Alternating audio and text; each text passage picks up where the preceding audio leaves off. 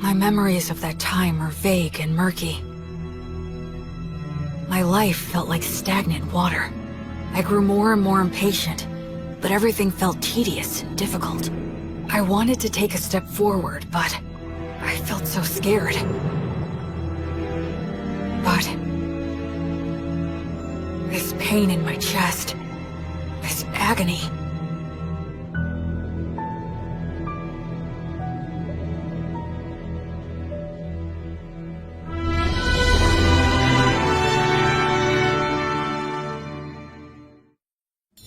A long time ago, when the Earth came into existence, the mana that made up the world was too ponderous to hold its shape, and merely swirled in a muddy mass of chaos.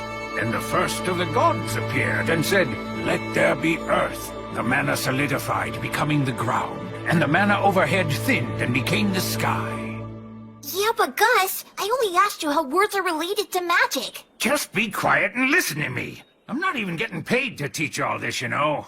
Yeah, fine. The creator god made the sun and moon, and separated the land from the sea. Fire, wind, and trees came next, followed by other gods as well as humans. Gus the Ghost is a little eccentric, and he can be overbearing at times.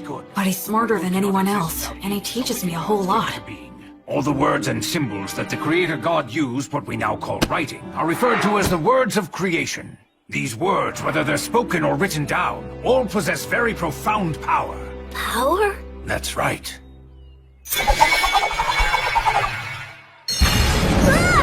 If you write the word Ignis, it defines the existence of fire, and then if you speak the word Erasmus, that is, the word which means erasure, the fire will be extinguished. And that's what magic is. The power of words. Magic.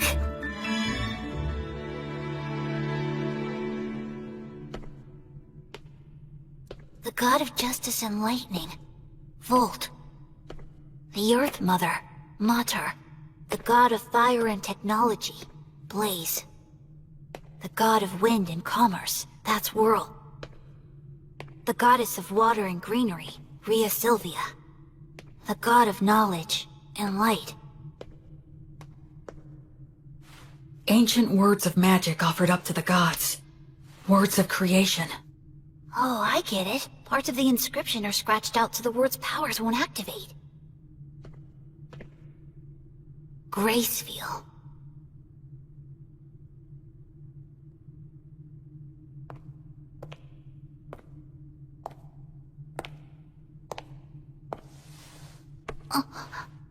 Are you curious about him? Yeah, well, sort of.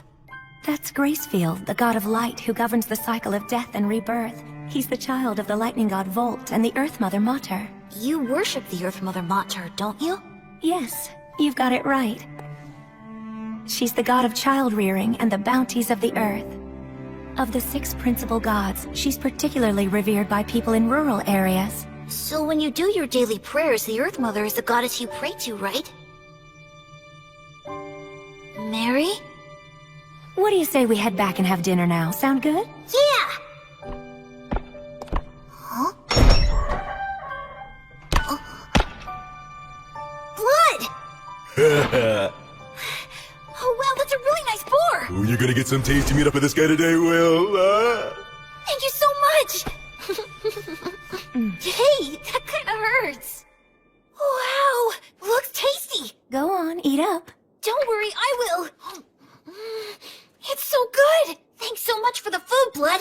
You too, Mary! Yes, gratitude is good. After you grow a little bigger, I'll teach you how to go and hunt for yourself, too. What? Hunt? Hunting teaches you all kinds of valuable lessons, although you're gonna have to get used to taking lives. What's wrong? Are you losing your nerve? Stop it, he's still too young for that. She's right. Huh? He needs to learn the basics before that.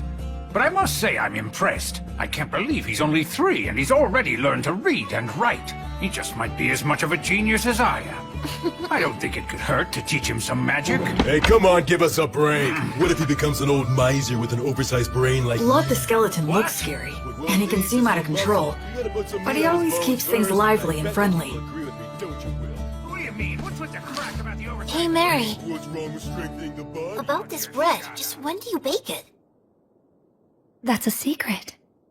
Huh? The three of them keep a lot of secrets. Like why they live here, and why there are no other humans here except for me. From the time I was born, I've never met anyone else but the three of them. But the biggest secret is, why are they undead? There are so many things I want to ask them, but I can't. Because I'm keeping a secret from them myself. That secret is...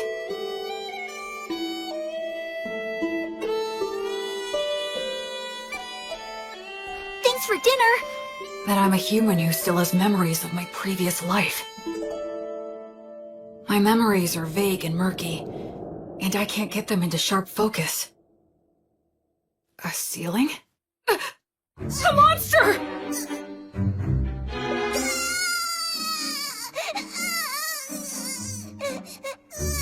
A mummy? A ghost? They're gonna kill me!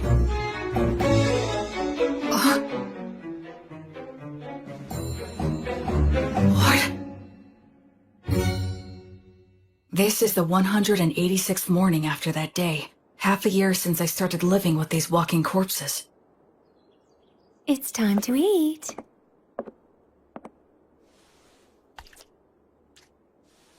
What a good boy you are, Will.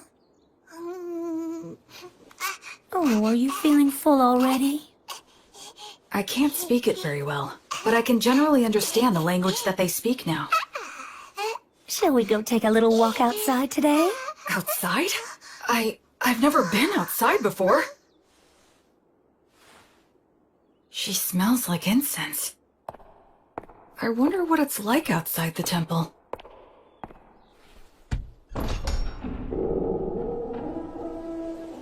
That breeze, so refreshing, and it smells of plants wet with morning dew.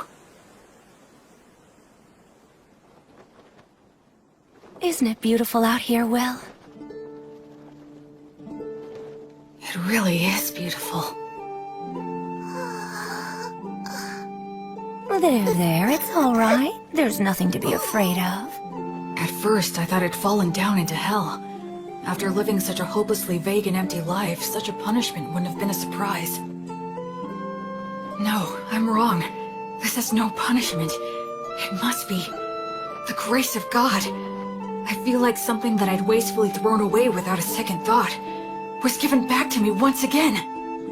Oh, Will, my sweet, tender little boy. This time, I'm truly going to live. I'm going to live in this world.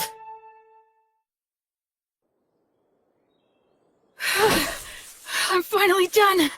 We gotta build your muscle and stamina first. Without the strength to back them up, your skills are useless. But couldn't you say that making up for your lack of strength is a skill? Listen, do you really think you could knock me down? Well, no. With the right skill, you might be able to knock me over, but there will be times when that skill won't work for you. But you can't separate your muscles from your body. The brute force that muscles give you can solve most of your problems in life. Learning skills comes after that. Understand? It seems like muscles are kind of masochistic, huh?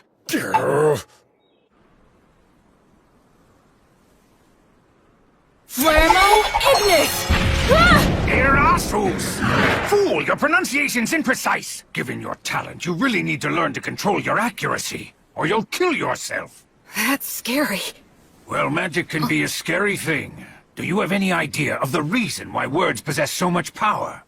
I guess it's for the same reason we think a chair is a chair, right? Indeed. After all, when we see a wooden stool that has 4 legs, no matter what color it might be or whatever kind of wood that it's made of, we don't even think of calling it something like 4 sticks in a round slab, and we wouldn't call it a table. We just instinctively categorize it under the chair label. So in short, what that means is that words are what define and differentiate the way things are. Of course, I'm just repeating what someone told me. You know, Will, it seems you might actually be a genius after all. But isn't there anything I can do to get more consistent results? Afraid not. That's just what words are all about. There are always fluctuations in speech. No one is able to say a word in exactly the same way twice. The only answer is to let your instincts determine the ideal level. Instincts, but... You should start off by learning how to use your minor magic more skillfully and accurately. But hopefully you'll do your best to get by without even using that. Without using magic? How's that possible? I'm talking about money. that again? Man, how can a ghost worship money as much as you do? Oh, come now. You don't know what you're talking about. Money is extremely important. Money is what makes the entire world go round. With money, you can solve anything without magic. Buy tools, hire help, and the ability to make a profit is just as important as magic. Why, oh why must I have hands that are incapable of holding silver and gold any longer? It isn't fair. I want to feel money and count gold coins with my own hands. Curses! You're not normal. Creatures such as these are beasts. Demon beasts are a particular type that are extremely aggressive. Wow, that's... Old Gus has taught you about the myths, hasn't he? The minions of the god of despotism and tyranny, specters and phantoms, and the demons of the god of dimensions who lurks in hell. And the god Stagnate, who commands the undead. People such as the three of us. We used to be human once too. Really? Is that true? Yes. When we all died, we clung to strong emotions that led us to a pact with the god of the undead. So we're considered traitors to the virtuous gods. Mary... I'm sorry for talking about this. It must seem very strange to you. Hey, Mary, tell me something. Do you think I should get stronger? Well, it would certainly put me more at ease if you did.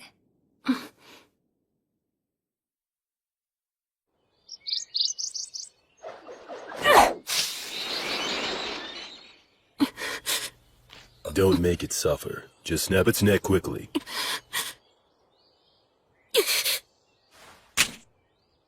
Can't get used to it, huh?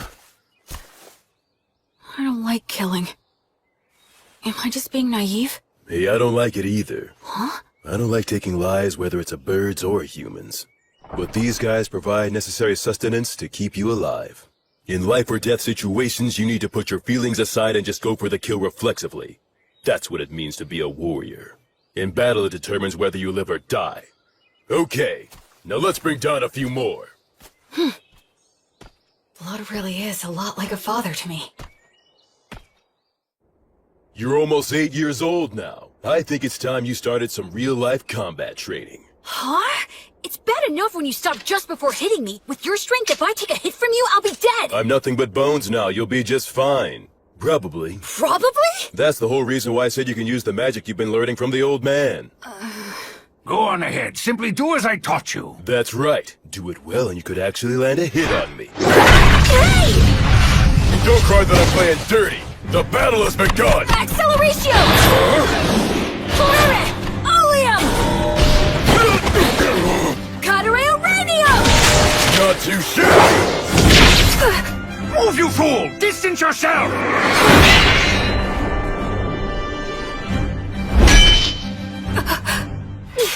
Come on! I told you never to close your eyes during a fight, didn't I? I'd like to say that you've got a long way to go, but frankly, you surprised me. I thought you'd just randomly unload a bunch of crazy magic on me. Gus keeps on telling me that I should learn to use minor magic more skillfully and accurately. Not just relying on sheer firepower. That's exactly the style that was used by the renowned sorcerer who went by the name the Wandering Sage. Are you talking about Gus? Yep. In his time, he exterminated monsters, calmed raging rivers, and rediscovered ancient languages. That was all long ago. You were once known as the War Ogre yourself. And Mary was known as the daughter of Mater. At one time, the three of us. Yeah? Never mind. That subject runs a little too deep for right now. You were just a baby not so long ago. Look, just keep on learning and become even stronger. Oh, Blood. On the day when you brought a human child back here, my first thought was that you shouldn't have even bothered. But it occurred to me that if I educated him, he might be of Hey, use. old man! Nothing that I said was incorrect. I now recognize his true talent and am teaching him to use it, aren't I? That's not really the point. I know that's just how you are. And frankly, I wouldn't expect you to change your ways now. I even think it suits you. But what you said wasn't necessary. Can't you imagine how it feels to hear that? You're right, it was quite thoughtless of me to say that, and I'll be more careful in the future. So I apologize to you, Will. Oh, it's okay. It didn't bother me. I can't believe it. Gus apologizing? Gus? It was rude of me to get all aggressive like that as well. Sorry. You being impolite is nothing new to me. What? Well, You might not be fully conscious of this since things have been this way for as long as you've been truly aware, but nevertheless, you know you're not like the three of us, right? Yeah. I'm the only one who breathes and who has a warm body. Though that part of the story is true, there's a lot more to it. I'm sorry. I can't explain it to you yet. I know. Listen, please don't be too upset with old Gus, alright? He never bothers to choose his words very carefully or show consideration for others. I'm really not mad. I have a whole lot of respect for Gus. Is that so? You know, you've got a big heart, Will. Once your body has at last grown big enough to match that heart of yours, then you're able to accept things as they are. I'll explain everything. Okay. Blood was genuinely angry at Gus for my sake. I wonder, could I have gotten angry on someone else's behalf in my previous life? Huh? Thank you. Blood, Mary, Gus. All three of them aren't really alive anymore. They're undead. Will? Huh? It'll be 100 years before you can land a hit on me from behind! But right now, they're my precious family. Gus is in charge of my academic education, and Blood teaches me how to fight. But Mary is the one I learn the most from. She may just teach me the little everyday things, but they're important too. Will? Huh? Can you take care of things here? Oh, it's almost time for your prayer, isn't it? Yes.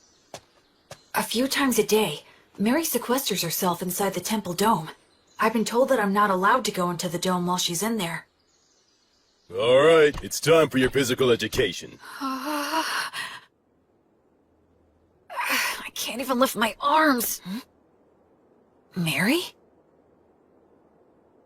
The bread? Why is she carrying it out of the temple? About this bread, just when do you bake it? That's a secret.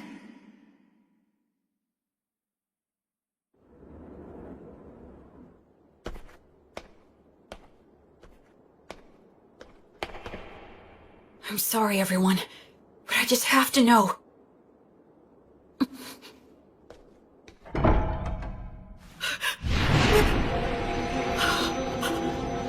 No, I don't want to feel that again. I don't want to lose anyone again. No, Mary! No! Mary! Mary! Mary! Mary! You guys! Blood! Gus! Come in here quick! Help Mary! Help her!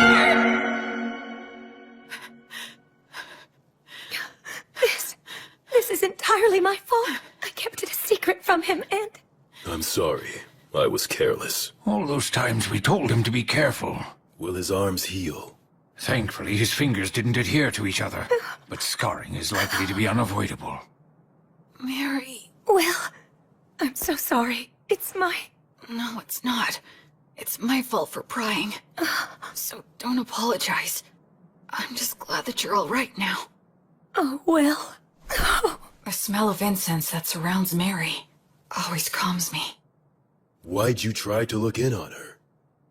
I just got curious. I thought that I finally might be able to find some kind of hint about what you guys have been hiding from me.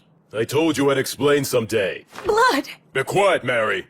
Well then, Will, anything else to say? No, I'm sorry. From now on, check with me or Mary before you do anything. Okay. That said, the way you jumped in there to help Mary was impressive. Those scars will be your badge of manhood. Well, I am your student. But all that got you was unnecessarily wounded. Still, out of respect for your lack of fear toward the fire, I'll teach you this. That bread is a gift from the Earth Mother Mater. It's essentially the goddess's divine protection, her blessing. You can call it whatever you like. Then why were you on fire? Because I betrayed her. The fire is simply a consequence that I must suffer. The god of death, Stagnate, with whom I formed a contract, is the enemy of the Earth Mother Mater. In fact, all three of us formed a contract with him, so just coming in contact with her divine presence causes us to burn. That's sad. I don't expect to be forgiven. Why do you still pray to her? Is it just for my sake? Oh no, Will. It's not. I had been praying to the Earth Mother every morning and evening long before I ever met you. That's my daily ritual. Doesn't it hurt? Of course it does. So much that I could cry. Mary. But even though I've betrayed her, and that is her retribution, I must endure the pain. I shall still continue to revere the Earth Mother. Mater never says anything to me, but every single day, she blesses me with bread for you. That alone is more than enough of a saving grace for me. I'm so sorry I didn't tell you, but I certainly hope that you'll continue to eat the bread that's provided for you. Yes, of course I will. But also, I'd like to ask you a favor. What is it? From now on, I wish you'd let me pray with you. Oh, I just wanted to be able to understand what Mary goes through, even if it's only a little bit. That's why I... The original creation was destroyed by the evil gods that it had brought into existence. It was then that the infamous age of war among the gods began. The giant statues in the temple are of the virtuous gods, right? That's exactly what they are, to a human. What does that mean? Among the legends told since ancient times, there is a battle between the lightning god Volt, the king of the gods who governed order and judgment, and his elder brother, the war god Illtreat. The elder brother had the advantage in the beginning, but Volt, with the divine protection of his wife, the Earth Mother Mater, banished the war god to the depths of the earth. The war god continues to lurk within the earth today, vigilantly plotting his revenge. There are other similar stories, but all of them take the same general shape. Now, what are your thoughts? Isn't that story just a fable? You think? Ruling in this world starts with violence and despotism, but eventually, agriculture starts to thrive, and law and order begin to reach everyone. But over time, that can also lead to violent overthrows, or something like that. I see. You are very sharp indeed. Volt, the god of order and judgment, is a virtuous god. The war god, on the other hand, is considered an evil god. But if that order becomes corrupt, Volt could become an evil god, and by defeating that corruption, Illtreat could become a virtuous god. In short, the concept of virtuous gods and evil gods is ultimately a distinction applied by those who place their faith in them. I suppose the priests would not be pleased with me for saying so, however. Naturally, you must not speak of this to Mary. I won't, don't worry. Besides, the gods normally think about things based on different standards than ours. It's impossible for one with a human sense of good and evil to gauge their true intentions. Hey, you know what, Gus? You're pretty rock and roll. What on earth does that mean? Like, you don't fit in any mold, you know? Children truly make up some bizarre words sometimes, but I do like the sound of that. Becoming free from obstructive thoughts doesn't mean thinking about nothing. You just block out the past and future, and focus only on the present. I need to offer up my current insignificant self to the gods. And then dive in deep, as far as I can.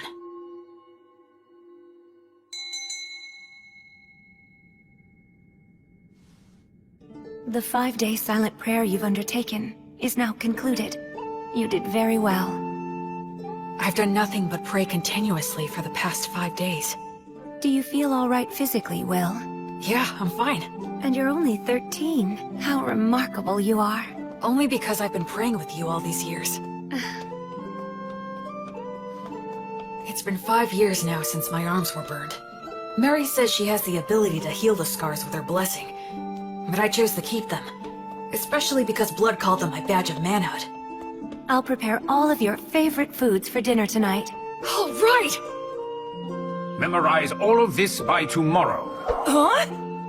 Gus's lessons became more difficult. There was a lot more to keep track of, but I persisted and stuck to it for all I was worth. And then his lessons became even more intensive. It was as if he wanted me to get so fed up that I'd quit. Still, Mary and Gus were nothing when compared to... Okay now, let's move on to our main event of the day. What is that? This guy is your opponent. I caught him in the woods. That's not what I meant! What's the problem? It's just a low-ranked demon corpse. Demons can become undead too? Okay, go. Wait a...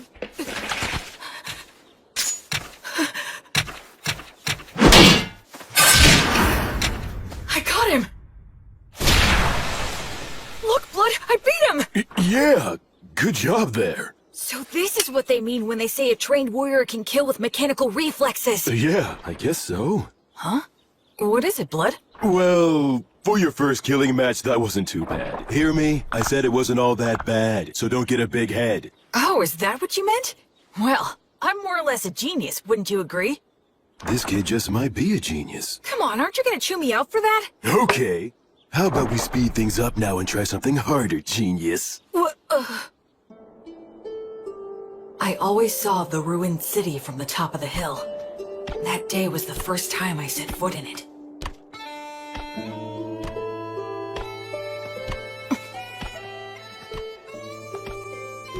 I didn't know there were passages like this underground. Yes, humans and dwarves used to inhabit this place. Their blacksmith helped me out a lot. But now it's solely a danger zone that's filled with mindless wandering undead. That's why we never allowed you to enter here before. This spot should be good. You've got your stuff with you, right? Yeah! The shield, sword, jerky, bread, and water skin. Those things will be everything to you. Okay? Now escape from here. Huh? I'll be waiting for you outside. Don't you die now. Wait a minute, Blood! He can't be serious! Lumen! Blood? The exit is this way, right? But what was it that Blood just said a minute ago? This place is... But of course.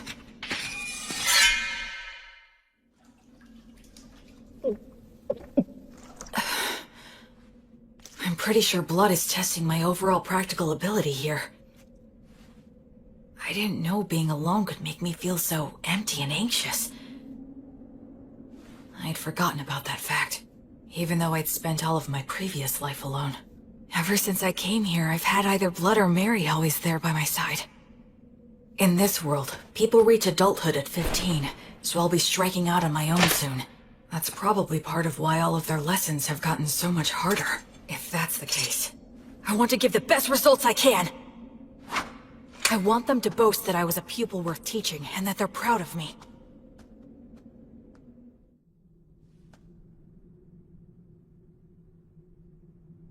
That's probably an undead Vroskus demon wandering around. They can use the words. They're stronger than any opponent I've faced. Should I stay hidden and slip past it, or go another route? Think, what would Blood do?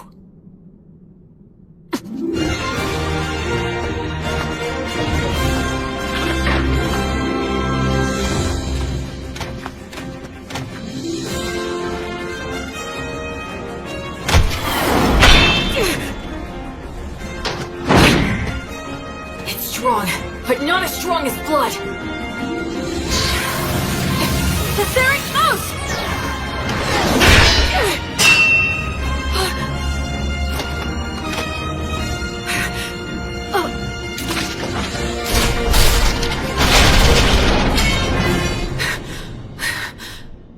Oh no, this is not the place to be stuck without a weapon.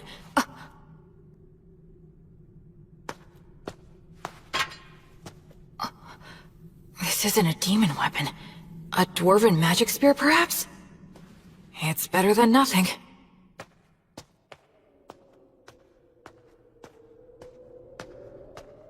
I can feel a big draft in here.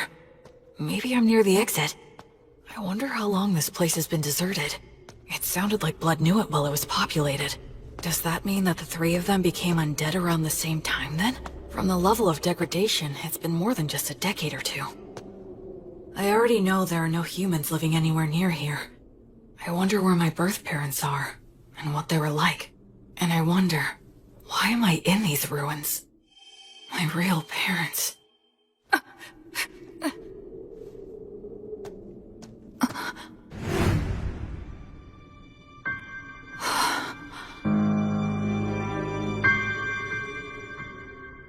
Gus? You're Gus, right? How come you're not saying anything? And also, why are you glaring at me like that? Did Blood tell you that I was here? Or maybe this is another lesson of some kind. It's a lesson, right? With conditions for... Expergiski!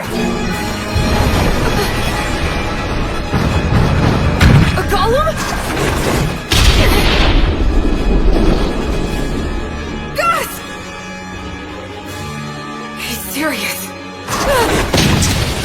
I'm aiming for...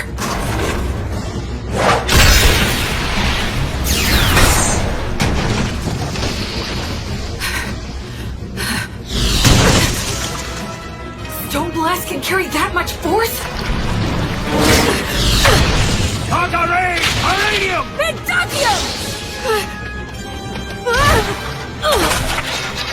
Grace magic? Since when could...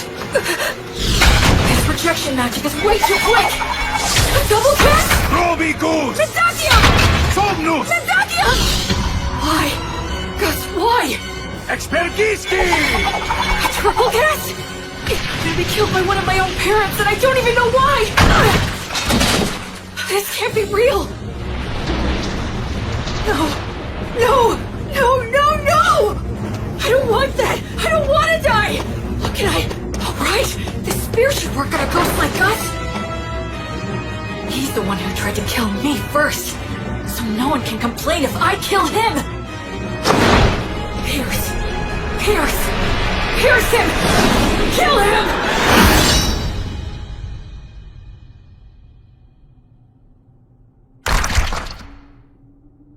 Tell me, Gus.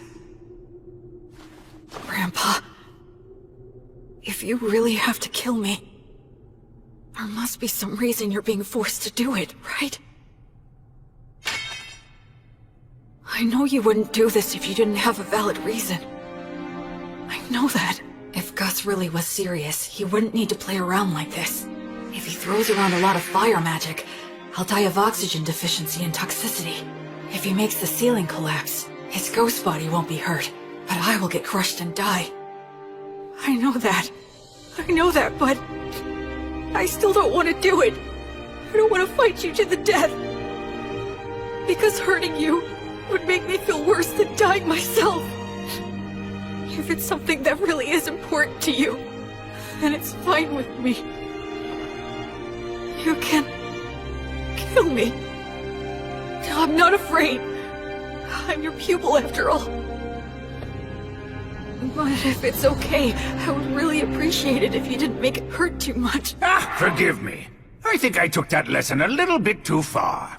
I admit this place did give me an advantage, but even so, I did win. Must have been a shock. What shocks me isn't that this was a lesson. Against a sorcerer, right? Gus. Now don't ask questions. If you manage to defeat Avroskis and take his spear, even Blood will congratulate you heartily. Oh yes, weren't the double and It's triple that Gus is trying to pass all of this off as a lesson. And tricks like that soon. So, please don't be upset, okay? Come, Will. The best thing to do in a gloomy place like this is leave. This city, the three of them, my own history. There's something more to it all. Oh my! Will found a fine spear like this beneath the ruined city? Yeah, the steel is so vivid and bright and shiny. It certainly is a good sharp blade. A short spear made to be highly practical, truly the work of dwarves. In addition, it appears to have several words engraved on it. Perfect for our lesson on appraisal. Yeah, can't wait. Gus hasn't brought up that incident in the ruined city at all since then. There must be a specific reason why he won't talk about it. That's why I decided not to tell Blood or Mary. Later, I appraised the spear with Gus, and we found that it had the name Pale Moon. Words of creation are engraved on both the spearhead and the shaft. The spearhead can emit light magic, so it can serve as a light source or distract enemies. The shaft is imbued with magic that allows one to expand or shorten the spear at will. That should make it easy to carry. Above all, I was excited to finally have a magic weapon of my very own. After that, I returned to the city underground every now and then for Blood's lessons. I head down there with only a short sword to collect any weapons and armor that I find. It was tough at first, but I can handle it without any trouble now. Even if I encounter Vroskis or a similarly strong enemy, I don't struggle anymore. Huh? So is this all there is? You have acquired more than enough knowledge right now. I have something new that I would like to teach you. I'm learning something else? You will enter the city underground and collect coins. I am going to teach you something very important. Is this enough? Indeed, it will do. You're finally gonna do that again, old man? Gus? Yes?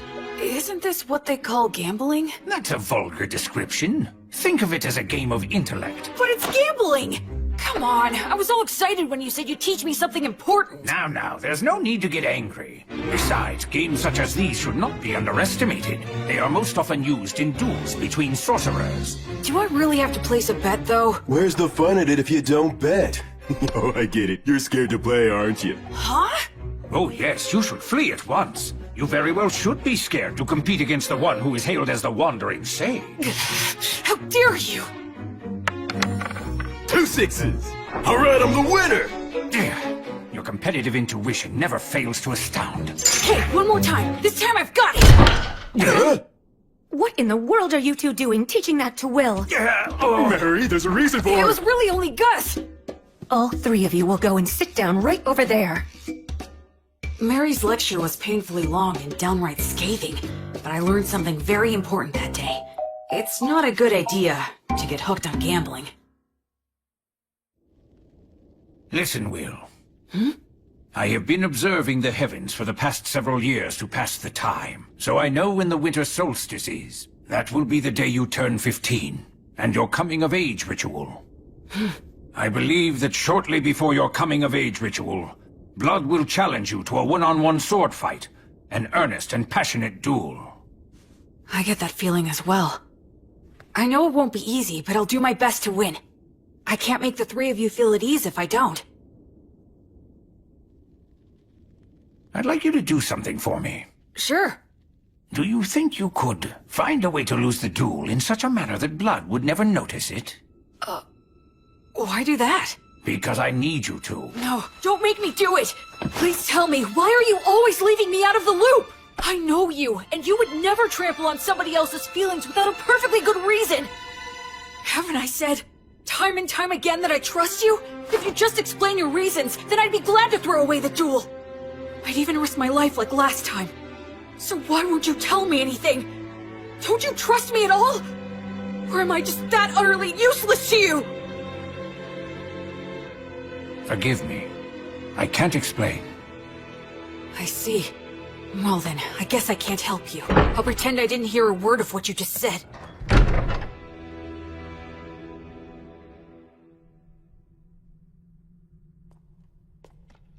In your coming-of-age ritual, you will need to swear an oath to one of the gods, and decide which one will be your guardian deity.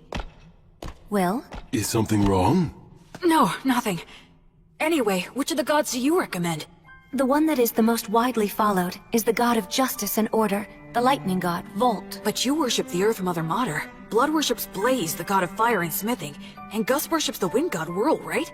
That's right, and what you swear to them is very important. I swore to Blaze that I would train every day and try to grow stronger. I swore to Mater that I would live in such a way that would honor and preserve her will. How about Gus? There is a god of knowledge that exists, but he says he swore to the wind god that he would do as he pleased, that he'd just go out and enjoy life. He hates being bound by anything, frankly. I wonder if he really is enjoying his life. Sometimes being very smart can also make you rather transparent. I'd say that goes for both you and Gus. When you swear an oath to a god, that earns you some divine protection, correct? Yeah, the stronger your vow, the easier it is to earn it. But they also say that you will be destined to experience many hardships in exchange. So don't swear your oath hastily in the heat of the moment. As they say, either you become a hero, or you die. An oath, huh?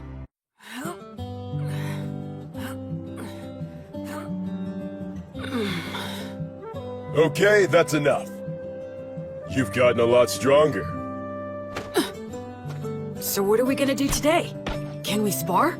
Nope, today is all about this. What is it? Here you go. Take a sniff. Why do you have this? I thought we could drink it together. I made it myself by mixing honey in with some forest grape juice. That honey wasn't exactly easy to get, you know? Is there something wrong? Nah, just come winter solstice, you'll be an adult. And a man's gotta get used to this stuff. But won't Mary be mad about this? Not if we keep it a secret. In fact, it'll only be between us men. Okay, let's drink. Alright, here you go. Cheers! Whoa, nice! That's delicious! Even better, I get to drink it with you. Yeah, it's good. Okay, let's test your courage. Test my courage? We're gonna take a little peek at Mary while she's changing. Won't we get in trouble? Say what? Come on, follow me. The hallway's spinning. Hey, you okay? I'm fine, I'm fine.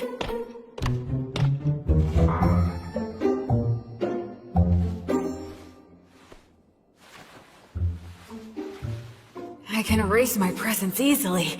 This'll be a piece of cake. Wait, you idiot! Who goes there? Oh, crap! Blood. What's the meaning of... Oh, you really stink. My goodness, what did you make Will drink? Oh, well, it was just... we were just gonna have a little peek while you changed. What? What do you told him think that you're we shouldn't doing, be- you idiot?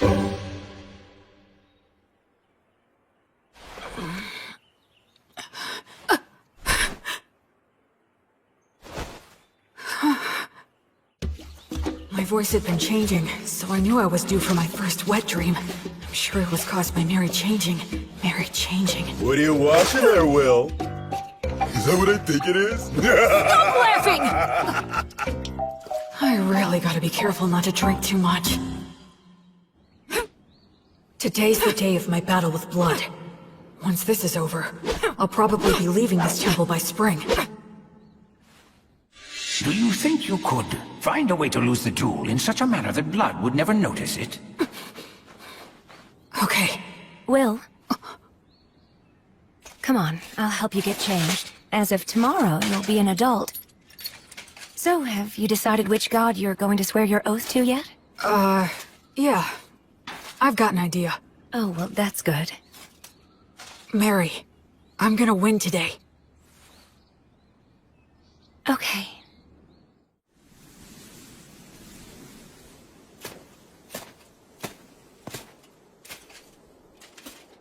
Where's Gus?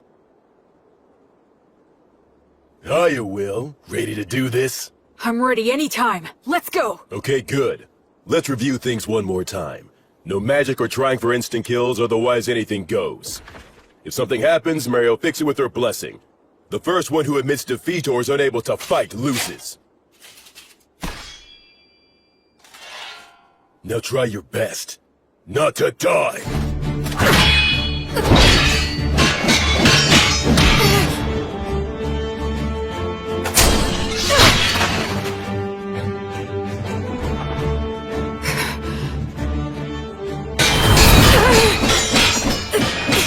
He's like a storm. If I take just one solid hit, I'll be out of the fight!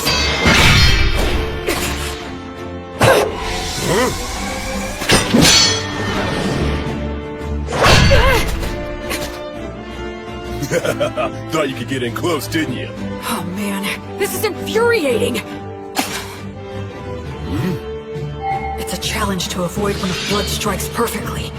But if I receive one with just my sword, it'll shatter along with me. So how do I survive his strike and get into the gap between us? There's only one answer. Here it comes!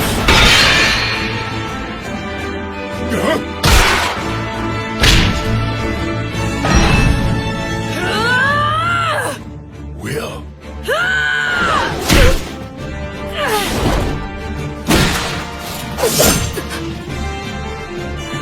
He's holding my sword between his ribs? That is actually pretty good. I concede. Yep. And having no muscles really is a disadvantage. Blood, stop it! Ugh. Don't you dare give me that. You promised that you wouldn't use that trick again. Not sure what you're talking about. The one where you use your ribs to trap an opponent's weapon? Yeah, but I don't have any organs or anything now, so... What? He did that when he was alive? Absolutely he did. Can you believe such a crazy thing? Well, my opponent at the time was really quick, and he was about to stab you, so I just... You didn't just anything.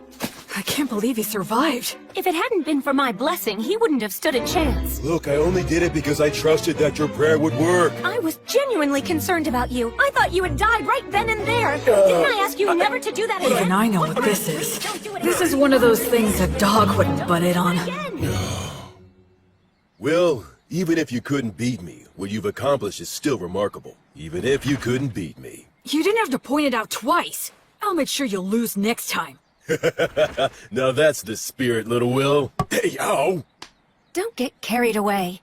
The two of you need to take this much more seriously. If I had a killer slash, or a secret technique, I would have taught it to you hands down. But you don't? Nope, I don't. It's okay that the way I fight and the way you fight aren't the same. My initial goal was never to raise you into an imitation of me. So it's only natural that the moves I rely on won't be the same for you. It's the basics that count. Make sure you can use all the things you've learned in any situation. Both Mary and I have already taught you everything that's important. Okay.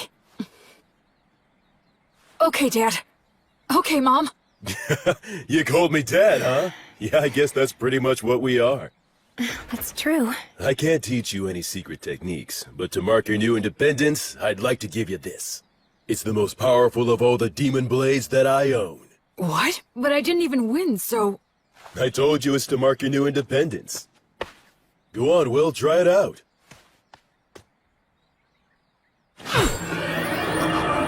It's called Overeater, and it ranks at the very highest level of demon blades. It can even cut down one of the god's echoes, so long as it can reach them. The words engraved on it are too hard to understand, but I can sum up its effects. If a living being is cut with this blade, its wielder can recover life force with each cut. Huh? Recover their life force? Uh-huh. As in, you can swing it around without even thinking about it and still be the last man who's standing. You're a smart kid, so I'm sure you understand this. But don't overuse it. It makes its wielder feel a whole lot stronger than they actually are, but it's not the type of demon blade that benefits one's spirit. The more you use it, the more you need it until you are so weak there's nothing left. And the life and death cycle starts again. That's part of what makes it a demon blade. Anyway, I've said a lot, but I'm sure you'll be fine. Both seem to have faith that I can maintain the ability to use this sword properly. But am I really someone who is worthy of their faith? Well, if I'm gonna give you a demon blade, I guess I gotta tell you about its history, too. And of course, I'll tell you what you've wanted to know all along. What?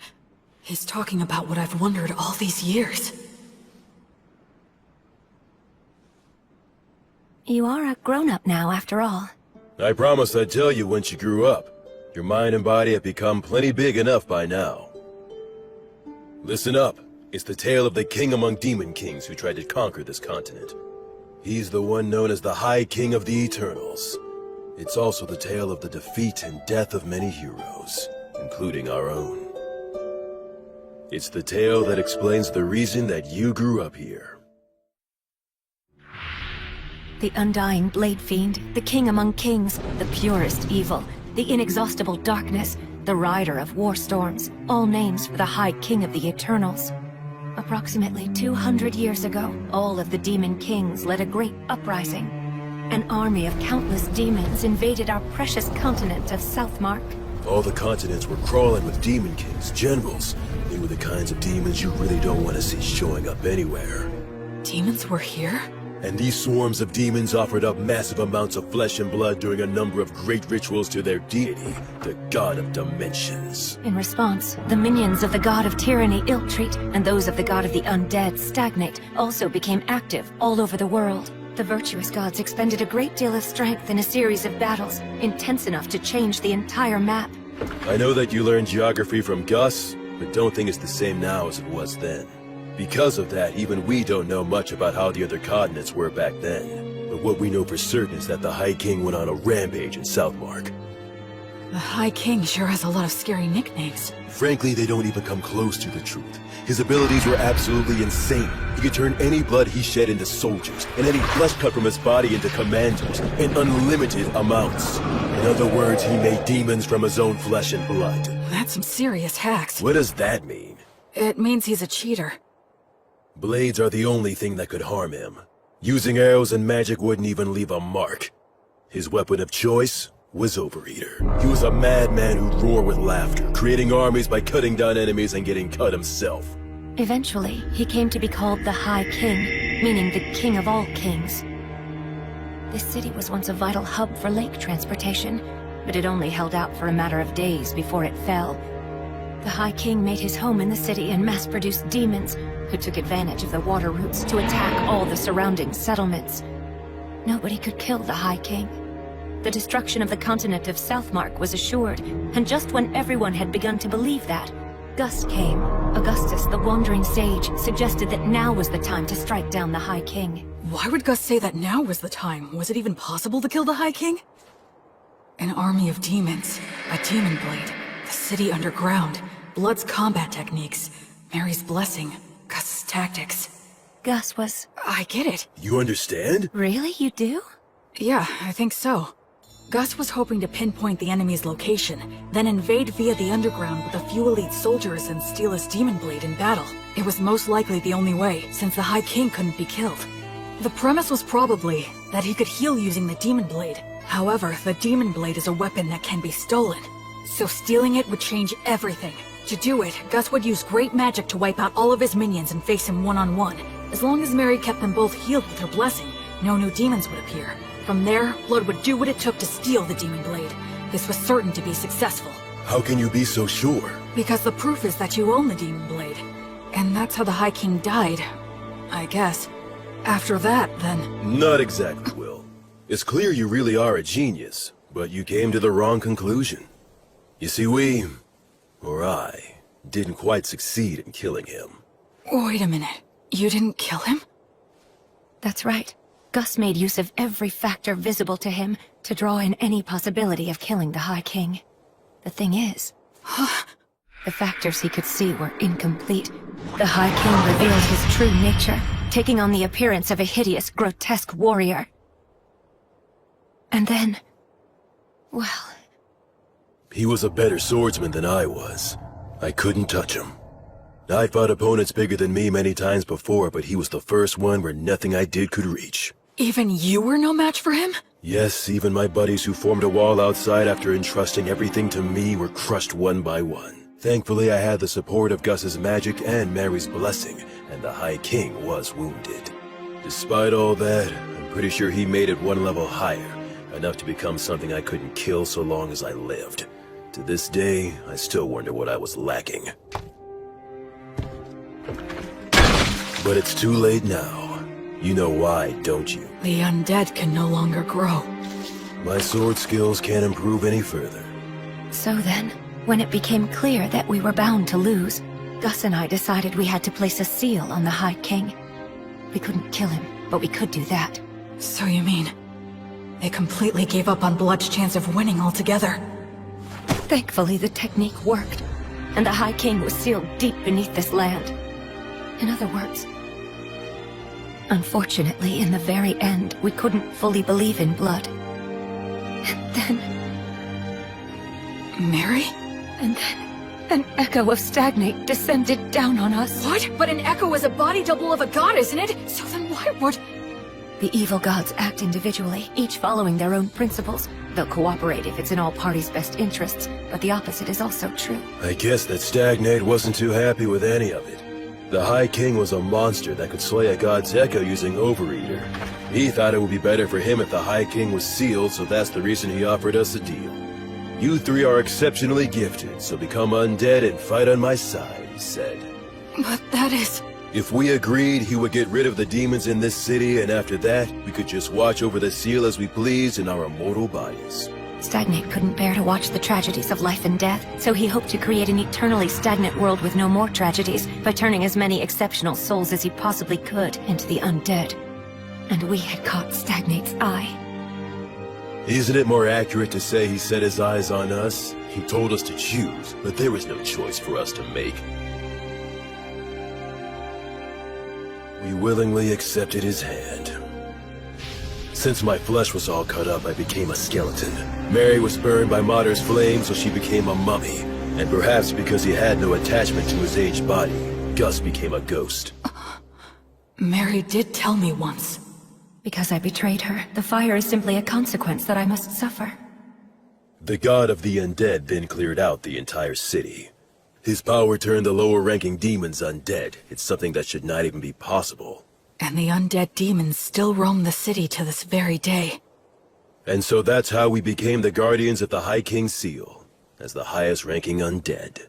In the years since then, we've buried our former allies, and Gus set up a security net that uses magic, allowing us to continue protecting our treasured city.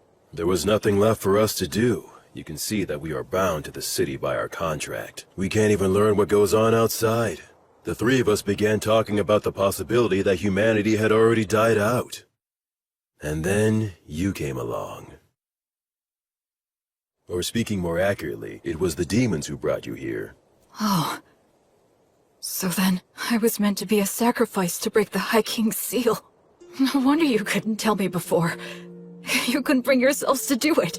Yes, as crude as he is, even Blood was careful about that. I can't believe you just called me crude. After the demons were defeated, we argued with Gus a little bit over what we should do with you.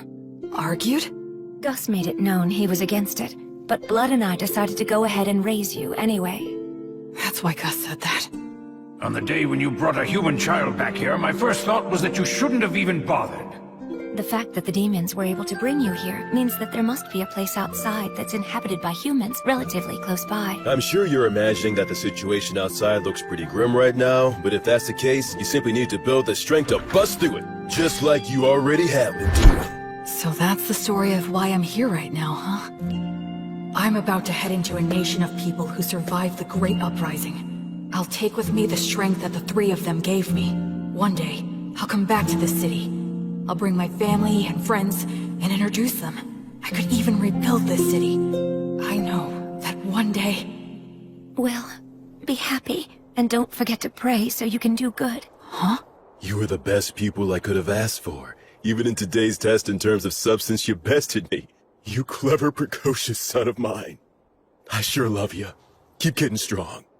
In no time at all, we became a real family. You made me so happy. Well, my sweet boy, your mother loves you very much.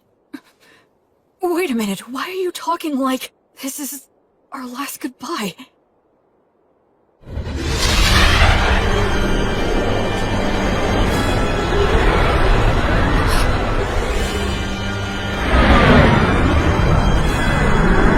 Have you said your farewells, heroes?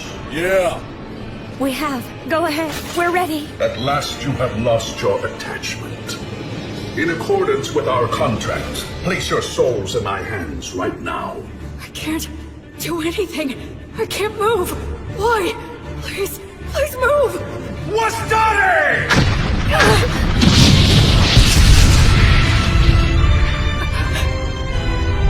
Oh yes, there was a magic user left among you. Will, take Blood and Mary and get out of here. Don't you worry.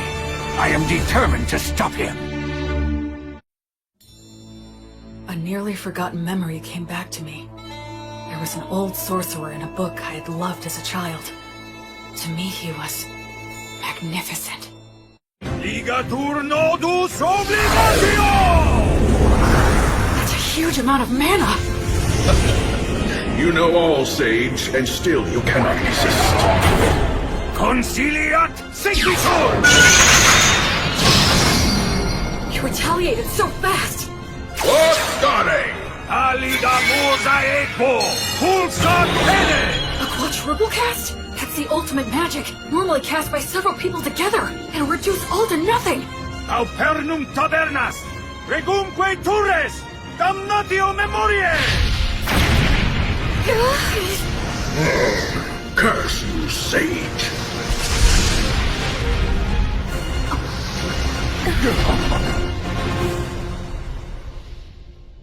Quaerere, ambulare alle vita, noli fugito! He didn't get a hold of your souls, did he? Nah. It seems not. That must have been terrifying for you.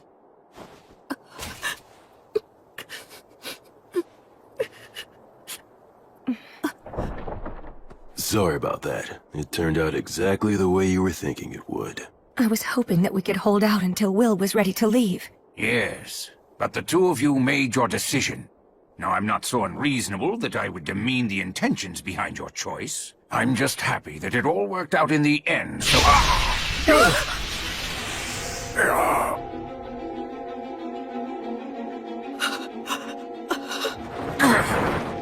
Oh, man! To think you were able to destroy my body all on your own.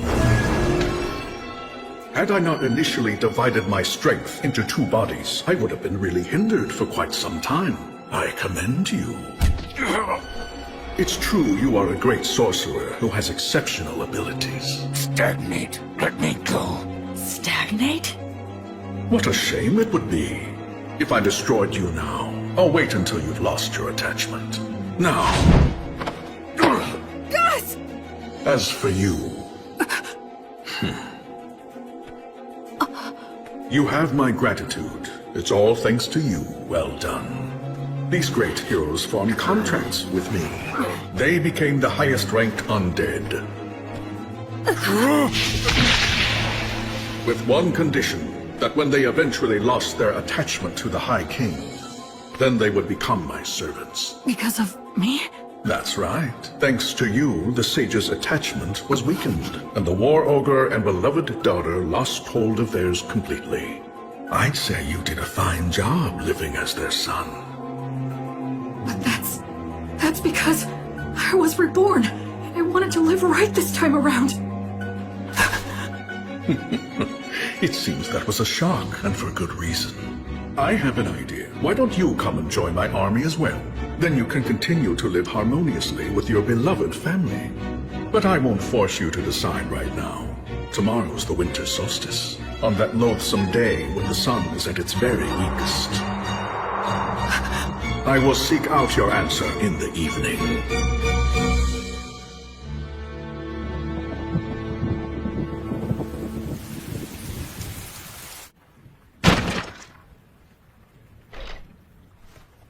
It was me.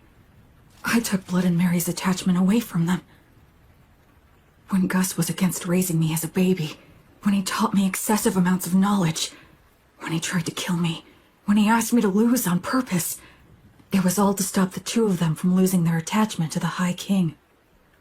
Still, when Gus tried to kill me, I think he was conflicted.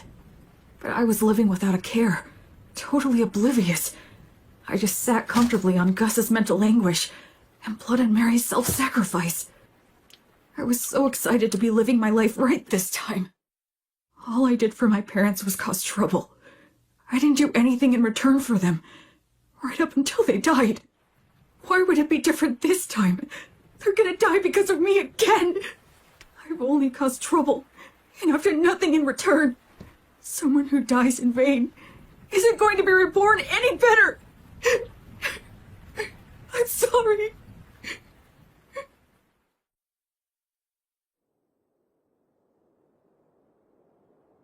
Hey! Damn, your face is a wreck, boy. My goodness, it is. Get up, Will. You shouldn't sleep on the floor in the middle of winter. I'm so sorry. Don't be, Will.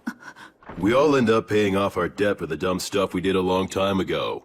Though it was old Gus who knocked the debt collector into orbit, blowing off his contract and failing miserably. Huh. A contract that's forced on someone by extorting their weakness is no contract at all. He deserved to be knocked into orbit. I've got to admit that it was rather exhilarating to see Stagnate's pale face slowly being erased. Well, you took one of them down. Perhaps the strength of all three of us could take the other one down. Now that's the spirit. By all means, that sounds like a great plan. They're faking it. Well, would you look at that? It seems that you're all grown up now, Will. Get out of here already. You'll just have to be content with the idea that your farewell gift is everything that we've taught you so far. I'm sure you'll be just fine, Will. Absolutely. Those are my thoughts as well. You're wrong. You're all wrong. I'm not who the three of you think I am. Talk to us, Will. I have these memories of a past life. I was a totally worthless person.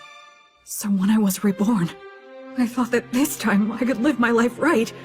But I made you three suffer without ever knowing it.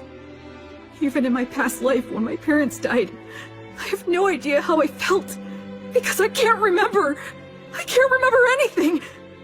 After all the trouble I caused for them, I don't even know if I cried. I'm worthless. Trash. Once again, I can't do anything. I can't give you anything in return. I'm nothing but useless garbage. Will, You must grit your teeth.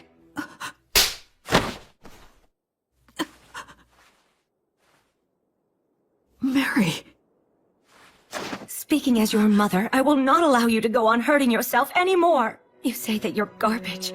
You've always been very serious and one of the most earnest people I know. So what about your past life? For goodness sake, why are you so shaken up? Just because Stagnate upset you a little? You're feeling all of this anguish because the memories of your past life are murky and vague? You're crying so much right now just for our sake? Why would someone in your situation not cry? Will, stand up. Stand up. William! Straighten up now! Stop kicking yourself! What's your response? Yes, ma'am. You get chewed up because you're being all mopey. It looks like the little whiner has just disappeared. I'm fine. I'm perfectly fine now. Mary was here to protect me. So, I have a favor to ask. Please allow me to protect all of you. Virtuous gods, I will soon go and fight an evil god for the sake of my beloved mother, father, and grandfather. If you would see fit to observe my efforts, please grant me a bit of your protection.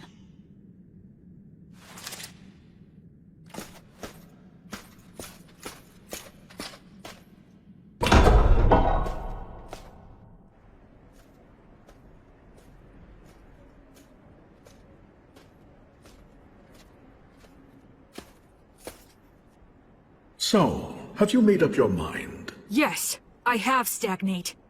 Evil god. I don't plan on giving you a single thing! But surely a god such as yourself would never dream of running away from a human child, isn't that right? You have thought this through quite well. Let me guess, you're hoping to restrict my actions by getting me to focus my consciousness on you alone, yes? He figured me out! I'll play along, okay.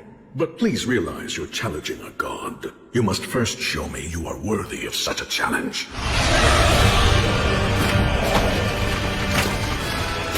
Can this be? Those three said when they became guardians of the seal, they buried all their allies who had been sacrificed. But where? It's obvious.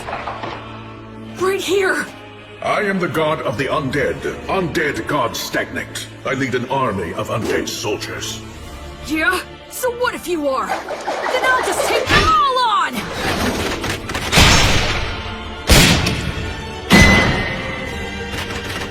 Counter-Ray! Uranium! Acceleratio!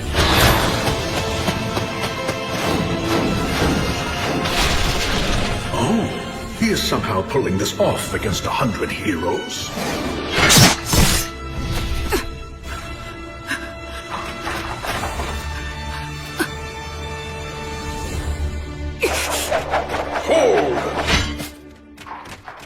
Well, I thought I'd be dealing with you and the three heroes. I'm impressed. Tell me, young man, what is your name? I'm Will. I see. I'm asking you again, Will. Won't you join me? I have taken a liking to you. Your strength, your backbone, everything about you is desirable. I would be happy to welcome you as a general in my undead army. What are you? If you make the choice to come with me, I will free your body from an unpleasant death. You will be able to live closely and harmoniously with your three family relations. There will be no goodbyes or sorrows. If we conquer this dimension, your relationship will last for all eternity. Isn't this world unfair? With its endless and absurd tragedies, I wish to overturn this harsh reality, to create an eternally kind world, free from the horrors and threat of death. I don't think he's lying. I can actually detect a sense of warmth in his words. Come over, Will. Enter a contract with me exactly as they did. Now, drink my blood. By doing so, you can bid farewell to death.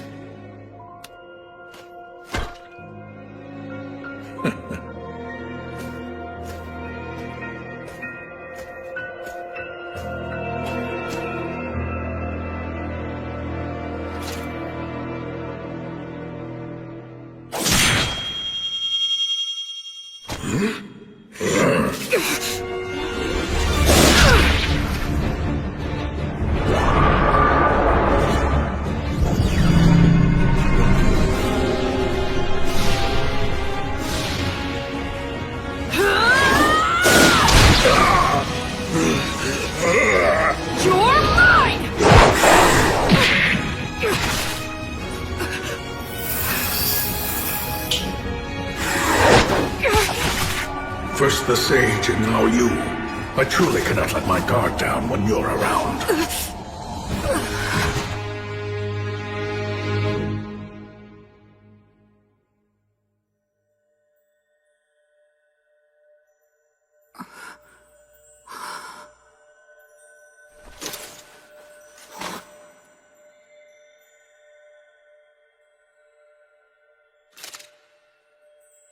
Did I die or something? This place feels very familiar, as if I've walked through here before.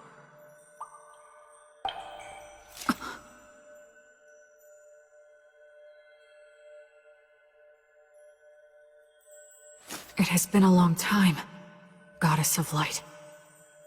I'm starting to remember. Yes, I've walked under the starry sky before. She was silent then, too. But I remember her footsteps being filled with care and compassion. I thought it was a star, but it's not. It's a planet. What are those lights? Traversing souls. They cross worlds to prevent the stagnation of all things. How could I have forgotten this beautiful sight? A question. Okay. Why did you feel the need to reject Stagnate's invitation? 'Cause in my previous life I was a shut-in. Whenever anything got me down, I didn't bother to get back up. It was a pathetic way for one to live. Except, there's one thing I realized. Being alive and not being dead aren't the same thing at all. I wasn't dead in my previous life, but that was about it. I didn't have the courage to do anything. Just the fact that I had to keep living was a burden. I didn't care if I died, so I wasn't really alive. And by not being alive, I didn't have to fear death. And so, because just a little of that memory stayed with me, I was able to make the decision to live a good life in this world. I think that if I live right, I can die right. Denying death like Stagnate promised and trying to live forever would be the same as being in that room again. No matter how else he tries to sweeten it, I would still refuse. I just want to live and die with those three. They're my family. I mean, who wouldn't want to protect their family? That's all. Thanks for listening.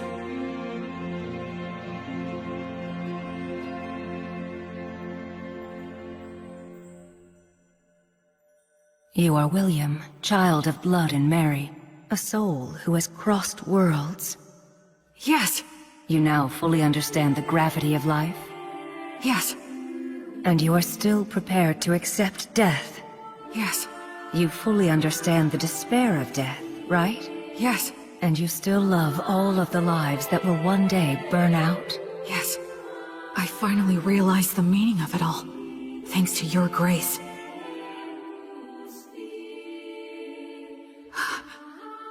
Thank you so much, Gracefield. I have heard your sincere wish. William, so long as you do not forget your resolve, you've got what it takes. Wake now. Make your oath, and we shall walk together. Until your life ends, and I come to guide you once again. I shall be your guardian deity.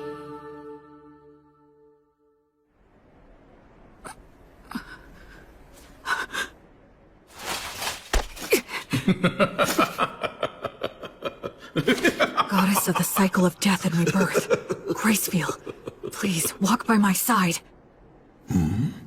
Citing a blessing, huh? What do you hope to get done with that? Such a vague technique is no match for my blood coursing through your...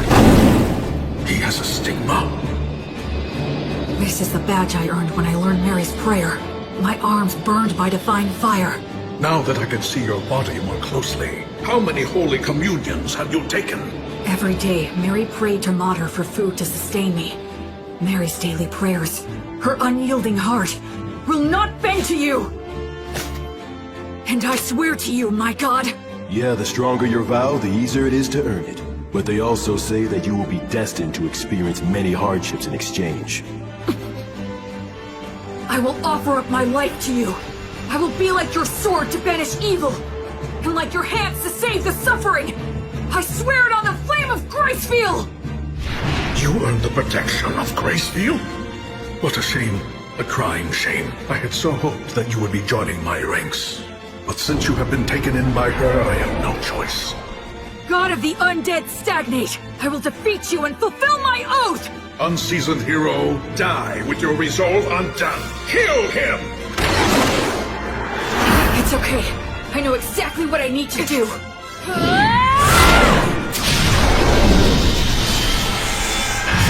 The divine torch? Gracefield's divine protection grants peace and guidance to the souls of the dead. How dare a fledgling priest put on such airs? Acceleratio! War started!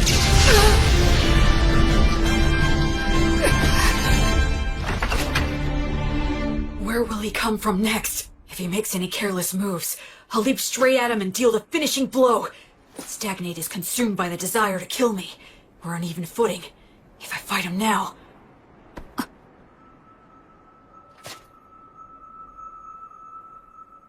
Was that some kind of warning? What about? What if it's possible he's not consumed with me at all? No, the temple! Acceleratio! It was all a bluff. He was pretending to be consumed by rage, and then threw up a cloud of dust. It's Blood and Mary that he's really after!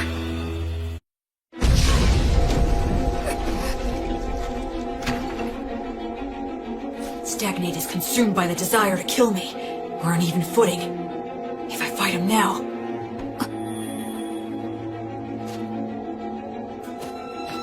No, the temple! Acceleratio!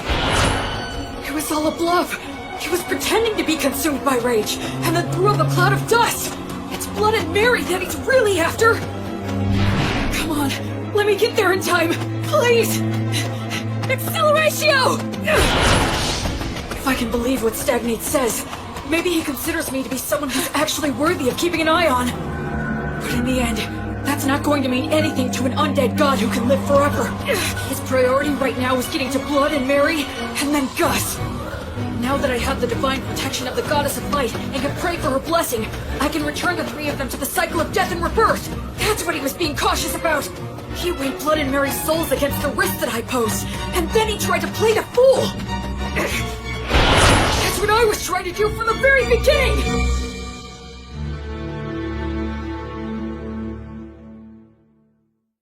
Mary! Blood!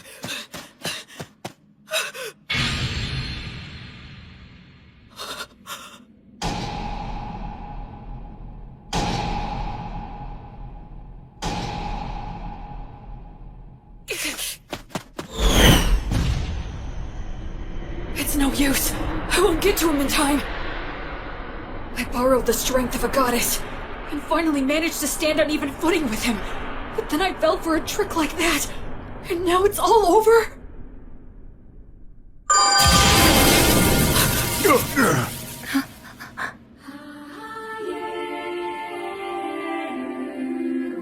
I don't remember seeing her before, but I guess...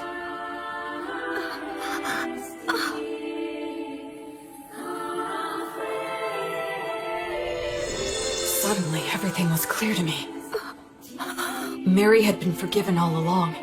Mater never resented Mary for a second. Mary didn't seek forgiveness even once, nor did she ever expect lenient treatment. That's why Mater continued to watch over her and admonish her as she wished, and she's kept that up for 200 years, never revoking her divine blessing, so Mary could finally forgive herself. What mother wouldn't protect a daughter in danger, who's devoted her life to worshiping her? The Earth Mother Mater that Mary reveres is truly a great goddess. In this moment, Mater has granted me Gracefield, Goddess of Light! Grant this soul peace and guidance! The divine torch guides souls into the cycle of death and rebirth, but it still can't completely defeat Stagnate. So what I need to do is... That's right. Since these two aren't resisting, the divine torch will guide them back to that cycle, which means I have to protect them! Delay the cycle! Flawless the guidance! And in the moment when he erases my technique...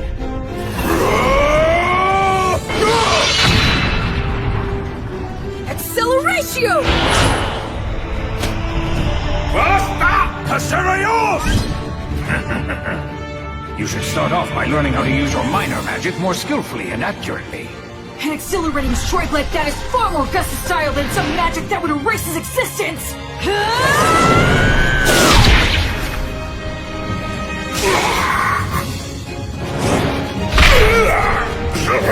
Curse you! Curse you!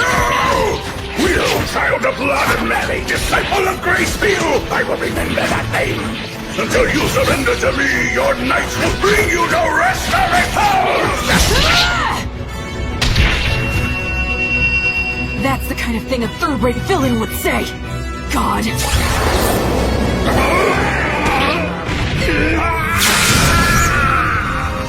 I swear on the light that is Gracefield, that I will never become like you! I will live right, and die right!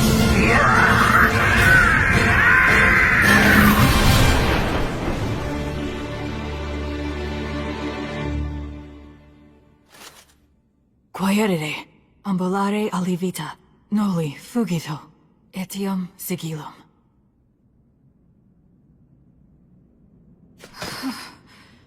I was way too close. This Overeater blade that Blood gave me, then Gus mightily defeating the double of the Echo, as well as Mary's Earth Mother Mater buying me valuable time. All these things that the three of them have given me. The sword, the magic, and the prayer technique. And most importantly, the part that's my essential core as a person. If I'd been without any one of them, I never would have stood a chance. It's all thanks to the goddess's divine protection. And the three of them. Will. I'm so glad. You're all right. Mary. You did great. Thanks, Blood. You might not share bloodlines, but you're still the child of Mary and Blood. It's only natural you could accomplish this. Yeah, I did it.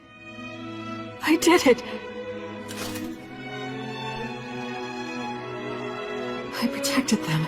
I'm here now with the three of them. Alrighty then. Let's have a party. We can celebrate Will's victory and adulthood. Yes, you're right. Cleaning up here can wait until another day. Well then, in that case we'll have to break out the you-know-what from 200 years ago. You mean that good stuff from the dwarves? How long you been hiding that stuff, old Gus? Well, it seemed like a waste to let a child drink it. Is it good? Can I have some? Even I would drink it if I had a corporal body. You can fake it, can't you, old man? We're celebrating. Yeah, drink with us, Gus. Come on. Will. Huh? You must be careful not to drink too much. If you repeat what happened last time, I won't show mercy again. Yes, ma'am. The same for you, Blood. Of course. What on earth are you doing? Anyway, this old man will go and get it. I guess we should go too. Yeah. Huh? Mary and Blood. I guess we can't after all, huh? It certainly seems that way, but that's how it goes. We lost our attachment, denied selling our souls to the god of the undead, and insisted we wanted to remain undead. We knew this could never last. Yeah, that's for sure. I wish we could be spared just one night, but I guess that ain't happening. To be honest, Gracefield has been exceedingly easy on us. Under normal circumstances, we might have vanished instantly. What are you two talking about? Listen here, Will. This is the end for Mary and me. You're joking, right? We're supposed to be celebrating. Don't be mean. Oh, Will. You're a very clever boy, and I'm sure you understand.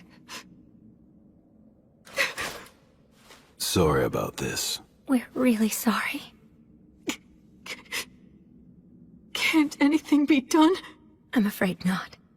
Even if something could be done, we mustn't do it. It's like you said, you gotta live right, and then you can die right. We got lost for a couple of centuries, but one could just call that a detour. Besides, parents should always precede their children in death. This concept is one of the fundamental laws of nature. Yeah. You're right. I guess so.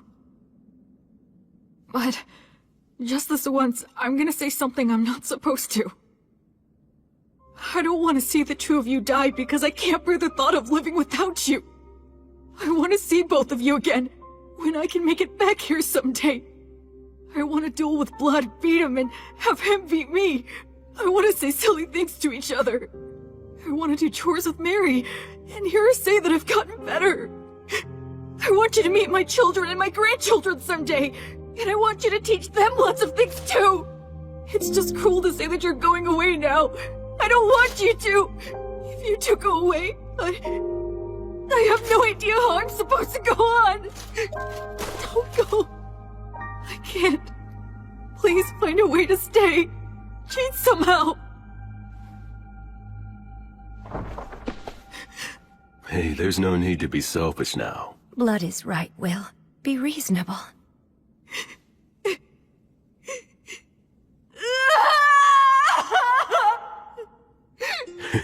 It's the first time I felt like a dad in ages. Will was always such a good boy, ever since he was a baby. Listen, Will. Even though we have to go away, humans can live just fine as long as they eat and sleep. You'll find something else to hold dear. Ultimately, you'll go on living. Once you leave here, you'll make a ton of friends. Go out and bag yourself 2 or 3 pretty girls. You'll have all kinds of fun. Blood! Don't encourage him to be disingenuous. Now, Will, you must be sincere both in love and marriage. Because you swore to the goddess of light, as well as the fact you killed a god, the path you'll walk is sure to be filled with a lot of troubles. No doubt you will experience setbacks and be a target for unjustified criticism. You may be betrayed by people you help. Your good deeds may be forgotten. You may lose all that you had gained, and you may end up with nothing but enemies. Even so, love others unconditionally. Always do good things. Do not fear loss. Forgive all sins. Build, don't destroy. Offer hope in despair, and be a source of joy for others in sad times. Most importantly, do all you can to protect the weak from any form of violence, just like you did for us when you challenged the undead god for our sake. Okay. Oh, dear Will, my William, you'll always be our sweet child. May the divine protection of the spirits of courage and the virtuous gods be with you forever. Listen, move forward with faith in the results you'll achieve. Once a person makes up their mind, they can do anything. You might get lost in your own thoughts sometimes, but don't get so stressed that you freeze in place. I engraved the images of them and the words they said into my heart right then and there. I will never forget them. Just like the light of the goddess, I know they will always be there to light my path. Ahem. Did I get here a bit too soon?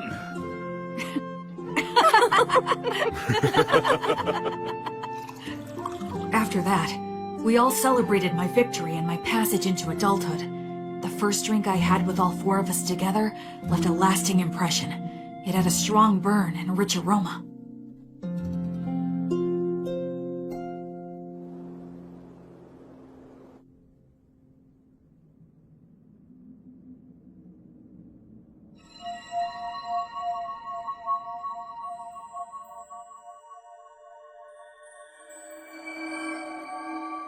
That day, the holy light guided my parents back into the cycle of death and rebirth.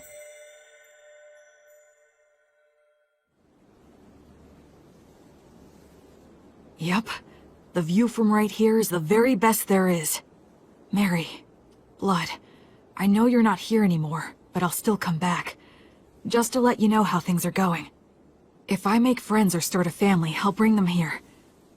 I'm determined to become an adult who can tell you with pride that your child is living really well. So for now, I'll be leaving for a while. Are you all done? Yeah. By the way, how come you didn't die as well? That was cruel! Are you aware that you just wished death upon an old man? You're evil! Aw, you're bumming me out. But actually, I was just thinking about how all of your wonderful treasures would be mine if you died. You're an evil grandchild! The evil grandchild just outed himself! Come on, I only meant that all the money you have no use for would finally have a good use. Know what I'm saying, Grandpa? Yes, fair enough. Fine, take it. Huh? What is all this? It's all my treasure. I'll lend it to you interest-free. Make it grow, you hear? But I mean... Stagnant money that never gets spent might as well be dead. I don't like stagnant money lying around, so you had better make good use of it. Gus. So I guess this is my last gift from Gus. Not that I'll be passing on, though, for a good 10 years. Huh? Well, you know, there is still the matter of guarding the High King's seal. I made a little deal last night with your goddess. She granted me permission to continue wandering this city for at least 10 more years, until the god of the undead regains his power. What? You heard me right. It seems that I've become something like Gracefield's errand boy. But then, what about Miriam Blood? As it turns out, they decided they didn't want that. They would only become more greedy and reluctant to end it.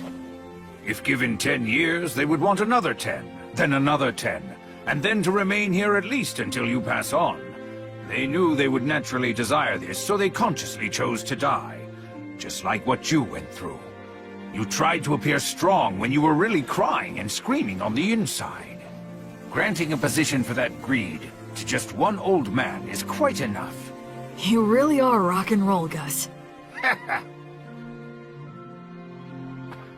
What will you do with the seal in 10 years? It'll be up to you to figure that out, if you can. You're dumping that on me? It seems that the worship of Gracefield has gone out of style in the world outside. She had to use a great deal of strength recently, just intervening for us. So the future of the Goddess of Light will depend on your efforts for sure. I haven't even left and I have a 10 more baggage, physical and mental. One of those hardships I'm destined to suffer. In any case, you're going to need some money. Go on and take it. Yeah, it seems like I'm gonna have a lot to do, so I'll accept it gratefully.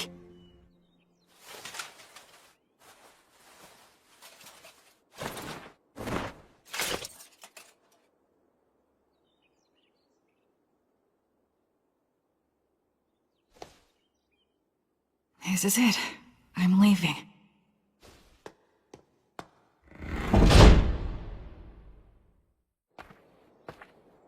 Say, Will, since you will be going into the outside world, you will need a last name to go by. William is the name those two gave you, so I thought I could be the one to give you a last name. How about it? Okay, sure thing. Then perhaps I'll hijack an old custom used by certain clans of elves and halflings. They put the name of their two parents together to form their last names. Merryblood. You are William Merryblood. William Merryblood. You will always have them with you, wherever you are. Thank you, Gus. I like that name a lot. So cool. You take care now, okay? I will. Oh, and I'll add a G for my middle name. You fool! You don't need my initial! What did you learn in those classes of yours? Well, you are Gus after all. Old Man Augustus is far too much work to spit out. What a hopeless grandson you are. Well, so long then. Goodbye, William G. Merryblood. See you again sometime, okay, Gus? Goodbye!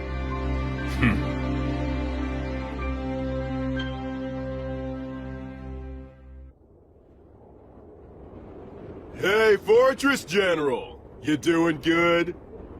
It'd be perfectly natural for two warriors to introduce themselves, say a few words before facing off.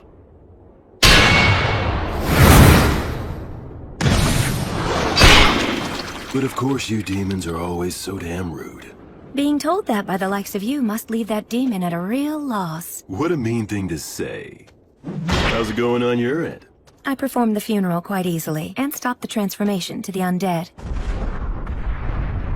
Looks like old Gus's group did just fine. It appears that way. In any case, we've taken down the fortress. It won't hurt anything for old Gus's group to retreat. The Fortress General fell at the hands of so few. Any more is just reckless. Don't praise me. I'll blush. I wasn't. How many days will destroying the bridge over the Grand Canyon buy us? A few at the most. We're never gonna get anywhere unless we can take out the High King. Gus seems like he has a plan in mind. Yup, probably still a one-way street, though. There won't be any way back. You are not coming. That's rather sudden. I'm a valuable asset in battle, if you don't mind me saying so myself. I know, but you're still not coming. Seeing you die would make me sick. What? Couldn't you at least add, "because I love you," to a sentence like that? It would be so gratifying for me. Like hell I'm gonna say something that irritating. You really are hopeless, you know that? What if I refuse to stay behind? I'll send you back even knocking you out. I already got old Gus's consent. I see. And I suppose it would be pointless to resist. That's right. Your skills aren't bad, but they're no match for the great and superior blood. All right then, how about this? If you leave me here, I'll kill myself on the spot. You what? Did you not hear me? I said if I can't go with you, I'll kill myself on the spot. So you will take me along, right? That is so not fair. You may be the strongest man there is around here, but no man can win against a woman's resolve. You're so damn stubborn. Man, I landed one crazy woman. We haven't even done anything, and you're already calling me your woman? Listen, Mary. If I return alive, let's find some quiet, peaceful place to get married. Okay. I would love to. I'd like to have a quiet house someday. Maybe on a hill with a view. That sounds nice. I'm sure the breeze would feel good. And we could start a vegetable garden. And if we end up having a kid, we can ask old Gus if he'd be willing to tutor them. Despite all the resistance he may put up, I believe he would agree. And if our kid turns out to be a boy, I'll teach him how to fight. Between that and old Gus's magic, he can become the strongest man, even stronger than me. What do you think? I would be terrified he'd turn out to be a strong and clever failure. Oh, that's harsh. And I suppose my role will be to teach him all of the smaller things in life. Our kid's gonna be adorable. That's right. What name should we choose? I've got one for a boy.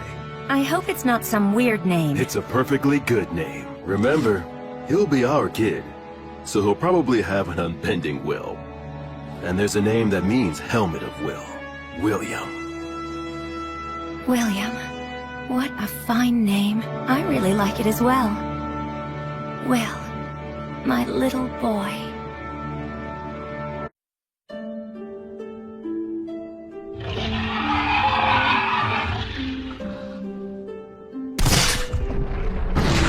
I've fought demons several times since I left the City of the Dead.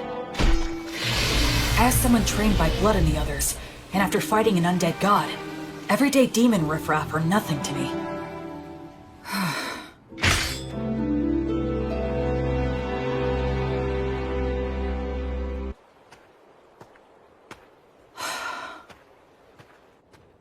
It's been quite a while since I departed, but I still haven't met any humans. All I see is the occasional wild animal and bizarre, distorted demons. It's so cold. It's been 200 years since Blood and the others were alive. Does that mean no humans have returned in 200 years? It's cold, but not cold enough for snow.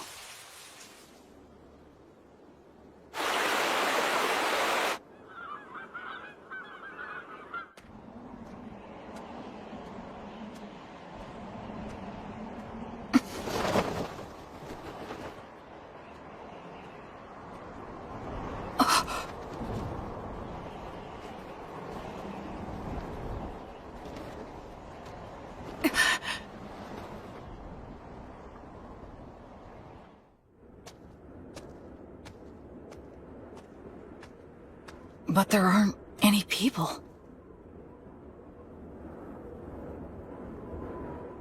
Immense magic left this? This scar? Gracefiel, goddess of light. Bring guidance and peace to the souls who are wandering this land.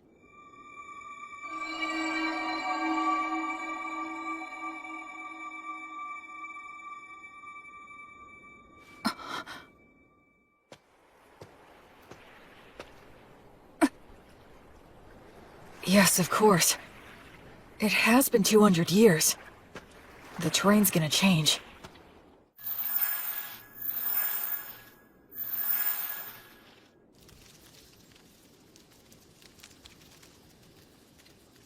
I'm running out of preserved food, but I can get bread by praying for the blessing, and I can purify water so I can survive for a while.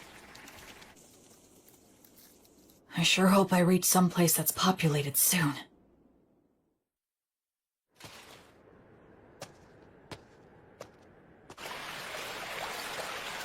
If I keep walking downriver, eventually...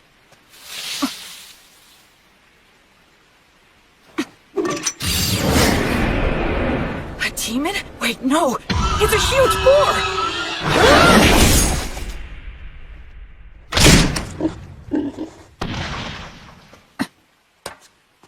should finish it. What's this? That's the same white fletching. Is he a hunter? Looks like I'm in a jam here. Both of our weapons are drawn and ready. It all depends on what he does. I finally met another person. I should show him I'm not a threat. Should I drop my weapon? He might attack, though. Should I pray for the blessing and show what a devout follower I am? But that might be mistaken for an attack. I need to choose my words carefully. I'm an outsider with no way to prove my identity. Aranura, Rumen Comentirubo. Ancient Elvish? Are you related to the elves? No, but I can see that you must be related to them. Your bow is elven, is it not? Well, you're not wrong there.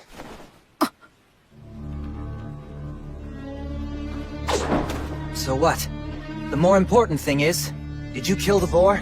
Oh, yes, it was me. That boar was my quarry. You took the kill from me. So... I almost said sorry out of habit from my previous life. Yes, you're right. It charged at me out of nowhere. I was forced to protect myself. Anyway, this'll take some negotiation. I'm the one who ended up killing it, so I think I have at least some right to it. All right, I guess you have a point. Oh, damn it, the arrowhead is broken. I don't have any left. I wonder if metal is hard to come by. We negotiated a few other things after that. The silver-haired half-elf was a skilled negotiator, so I was sort of at his mercy for the most part. But he agreed to give me the boar's shoulder, in exchange for helping him butcher it. Wow, you know your stuff, huh? I'm sorry. You have my gratitude. We'll make good use of you. You're so devoted. Well, at any rate, this front leg will be all yours. That's it for the portions. Okay. I guess we should eat the liver now. It'll go bad fast. Oh, I've got a pan we can use. Flammo Ignis. Hey, you're pretty impressive with your hands. Kind of. I should keep my magic a secret for now. So, now we just wait? Yeah. Earth Mother Mater, and the virtuous gods, we give generous thanks for your grace as we partake in this meal. Please bless the food that is here before us, that it may robustly nourish our bodies and our souls. You really are devoted, huh? He doesn't seem to be much of a believer. But I'm the one with memories of my past life, while he seems closer to nature. It's so hot! Good stuff. This is the best. Huh? So you want directions? Well, the thing is, it's kinda hard to explain. I'm not sure how to put it. You don't look familiar. Seriously, where are you from? Telling him I was raised in the ruins by 3 undead probably wouldn't help things. I came here from the south. The south? Nothing further south than this, bro. Huh? We're as far south as you can go. Beastwoods in Southmark. I did come from the south, though. It's a long story. Oh, so you're one of those adventurers who scrounges for treasures in the ruins. Yeah, something like that. And then you got lost in the woods. I've never seen an adventurer who's so absent-minded. Whatever. Just keep following the river downstream, and you'll reach a small town in a couple of days. You'll figure it out from there. Thanks so much. Yeah, well, good luck. Hey, if it's on the way, do you think we can stop by the settlement that you're living in? I mean... No. I want nothing to do with you. Take a hint. Yeah, of course not. Who'd want a total stranger in armor like this following them home? I'm sorry I asked. You better not follow me. Will you be okay with no light? Don't worry about it. It's none of your business.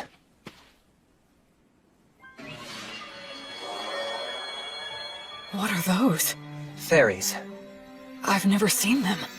They say elves, as followers of the goddess of Fae, have a strong affinity with other Fae minions. I guess that goes for him, too. Later. My name's Will. William G. Merryblood. What's your name?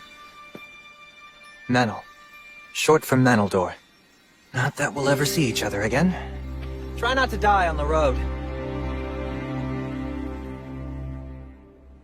Menaldor. In Elvish, I think that means a very fast-flying eagle. He was a bit abrupt, but it was fun talking to him. He looked around my age, but they say half-elves are long-lived, so in reality, he might be a lot older than me. Oh, right. I should be close to a town. If I'll be getting more soon, I might as well indulge tonight. Tomorrow, I'll start by heading downriver to the town. After that, I'll try to get some information there.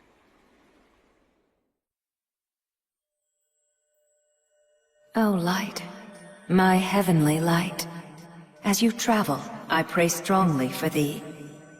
Bring light to the faraway darkness. Be blessed.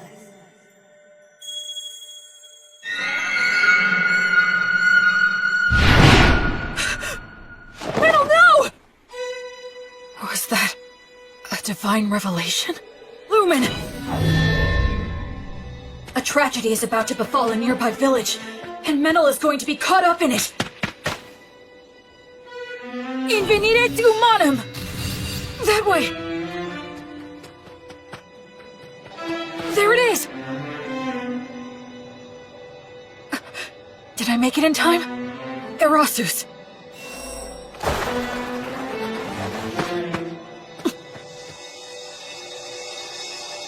I thought I saw something shining in the forest right now. Sure you weren't just seeing things? Thank goodness. If I tell them I know Menel... Quick, hide! Get behind me! Hurry up! Are they raiders? Will Menel's village be attacked? Will he get caught up in disaster? No. A divine revelation is up to the interpreter. Oh no. It can't be. How could I have been such an ignorant fool? Menaldor isn't the victim of this tragedy. He's the perpetrator. Go. Secure the village. I'll deal with this one. Menel, what are you doing? I thought I told you not to follow me. Die. Everyone wake up! Get out here! They're under attack! Get your weapons! Acceleratio! Gnomes on gnomes slip underfoot. I have no strategy against someone who can use berries. In that case... He doesn't even realize that if your muscles are built up enough, you can solve most any problem by force. Damn it. Salamander, burn him alive. No way. My. You're quite strong, aren't you?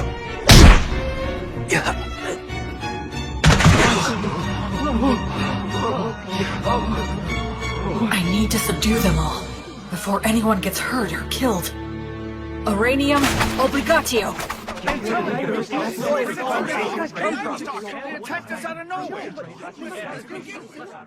I hate to let a warrior priest see us behaving like this. Thank you again. We appreciate all your help from earlier. Pleasure meeting you. I'm John. Likewise, my name is William. People from all over with different ideas about the law drift to this village naturally. It's always like this. This village is in an area of Southmark known as Beast Woods. Apparently, it falls under the rule of the Fertile Kingdom, but the law and authority of the kingdom doesn't reach these dangerous remote regions. So the area is dotted with villages populated by criminals, fugitives with no relatives, adventurers who scavenge the ruins, and other outsiders. Of course, I'm one of those people myself. So, what's going to happen to them? I'm not sure. Your guess is as good as mine. They're all from a neighboring village, which is about a day's travel from where we are right now. Neighboring village? Neither of our villages are all that well off, but I thought they at least had enough stored up for the winter. And we have always gotten along well enough. Also, that silver-haired half-elf is a well-known wandering hunter in these parts. He's helped us get rid of dangerous beasts lots of times, but this... Settle down now. Everyone's worn out from all this chatter. Time to take a break and have some water. This is our chief elder, Tom. Good day, warrior priest. John has told me all about you. Please allow this old man to also offer his gratitude. Oh no, all of this is because of the guidance of the Goddess of Light. Oh, well, in that case, I must express my gratitude to the goddess as well. Now, warrior priest. Is it safe for me to assume that if anything more were to happen here, that you would protect us? Yes. I swear on the light that is Gracefield that I will protect everyone here. All right, then we don't need to worry about our safety if those ruffians attack again. Now listen, everyone, I believe we should wake them all up and ask why they've done this. Do you all agree? We should hang all of them. That'll be hard if you care. Prisoners like these guys ought to go quickly. But it's dangerous to do that before we know anything. Maybe the warrior priest here can help us to decide. It seems like he wants to question them before proceeding with a plan. The demons. Our village was destroyed by them. Many died. Half of our village is gone. Our women, children, and wounded were left with no food or any shelter in wintertime. If we're gonna die with just the shirts on our backs, then...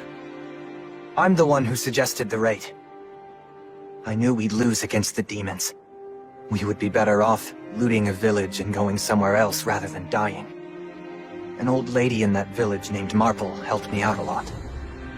And this Marple, what became of her? She died. I see. Just hang me. This was all my idea. It was me who deceived these men. Please let them go. I beg you. No way we can do that! Like hell, man! Just hang them all! Stop! We owe a debt to this hunter. And I do sympathize with the people of your village. However, we have no choice but to hang you. Since they have nowhere to go, if they're set free, they'll just loot again. They have to be killed for the safety of the village. That's the smart choice. But my mother told me, love others unconditionally, and always do good things. And my father told me, move forward with faith in the results you'll achieve. And don't get so stressed that you freeze in place. I still carry their words with me, right here in my heart. Excuse me! I will overturn this hopeless situation before me. Can this be resolved with money? Compensation, monetary atonement? Are you familiar with that custom here? Well, of course we are, but Who here would be able to pay for that? These guys are flat broke. I am able to pay the money. Warrior priest, why would you offer this? Because demons are my arch enemies. They're the ones who killed my parents. Besides that, I swore an oath to the Goddess of Light that I would banish evil and save the suffering. We should readily assist those who have suffered at the hands of demons. We can't allow a village occupied by demons to exist. I'll go and fight them. Actually, I'd like to hire this young man to accompany me. He's an excellent hunter and he knows this forest, right? I'm going to need his talents to help me locate and fight the demons. And I can pay handsomely. Are you sure you want to do this? I feel like we're the only ones benefiting. It's a reward for all of your exemplary day-to-day conduct. Gracefield, the goddess of light who governs souls in the cycle of death and rebirth, is always looking upon your daily lives with her compassionate eyes.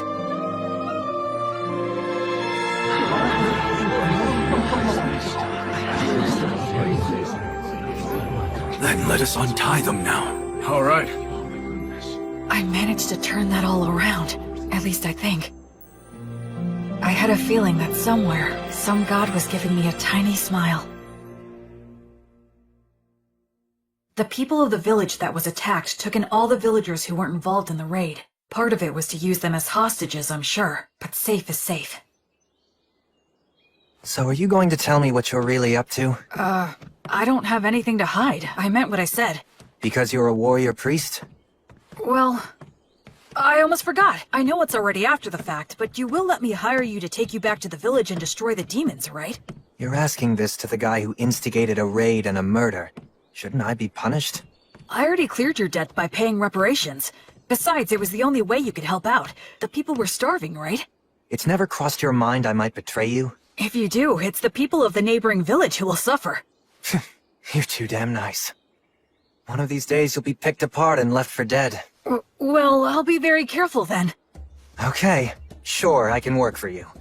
I do need some money, after all. Great, thanks!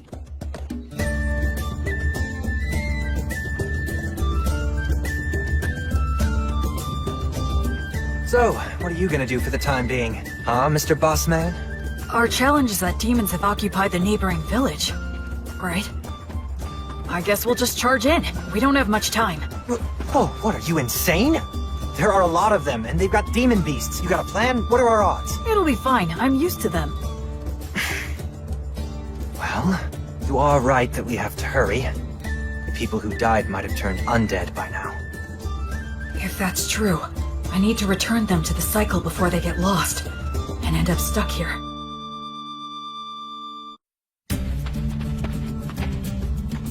Come this way.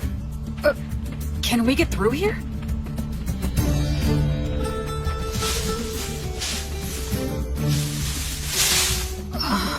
This is perfect. We'll camp here tonight. Dear Green Ones, grant us shelter, a bed of grass, roof of trees, and strength for any surprise guests. Wow! It's not such a big deal.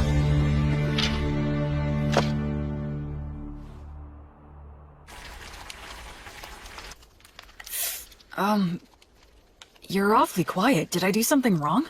I wasn't raised very well. I'm uncomfortable with people who were brought up like you.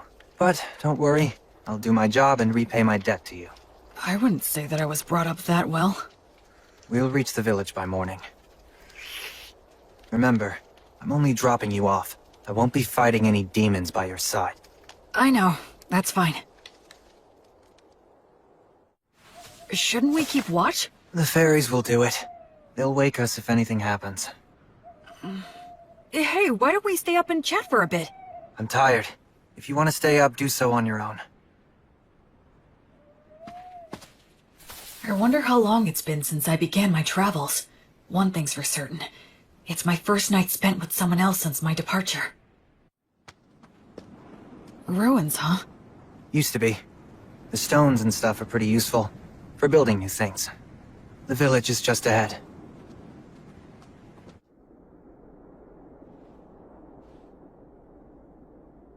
They're here. Yeah. I'll go and scout it out. You stay put.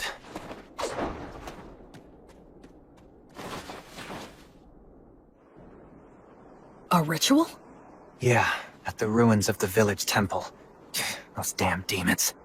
How's the temple laid out and how are they organized? About like this.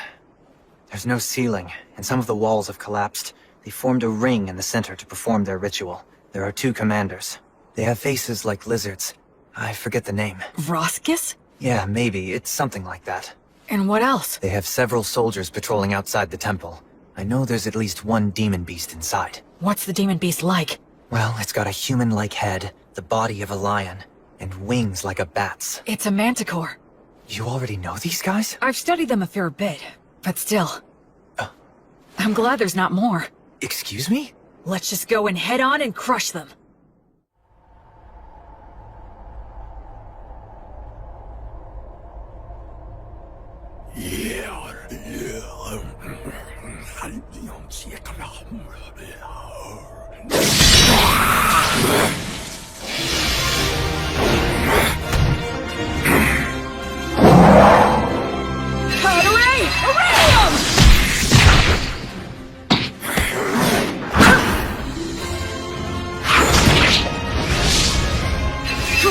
Oleum!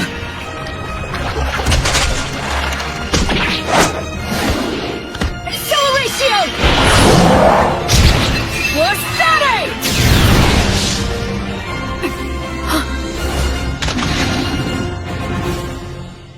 Hey, I thought you said you weren't going to fight. I jumped in because I could tell you were winning. I don't know many people who could tackle those guys alone and win. The conditions were in my favor. Regardless, your strength is abnormal.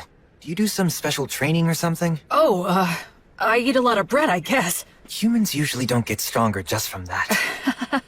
Well, I think we took care of the bulk of their forces. All that's left is to clean up any surviving demons. I hope some of the villagers survived. Oh, hang on a second.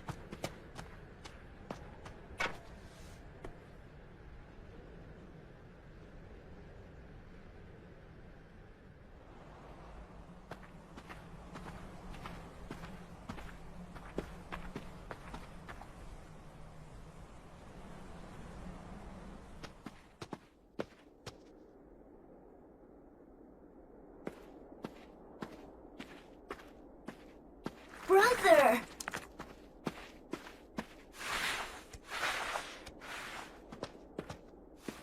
Brother Menno, it's really you. The demons came.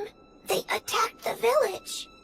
It was so hot, but I stayed strong and didn't make any noise because I told myself to have faith and believe that you would return for me.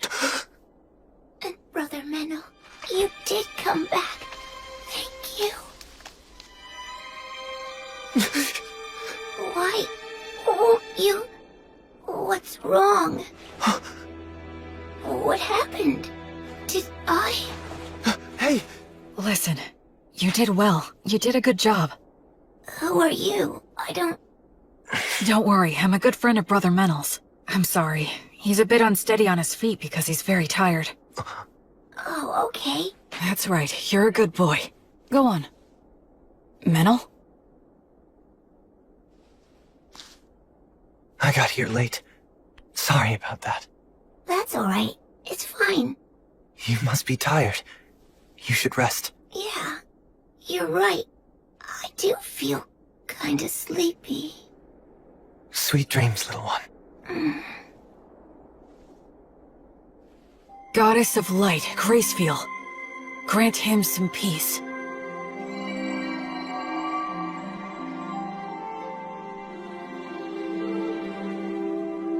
Hey, What's wrong? I'm really sorry. Sorry for what? I underestimated you.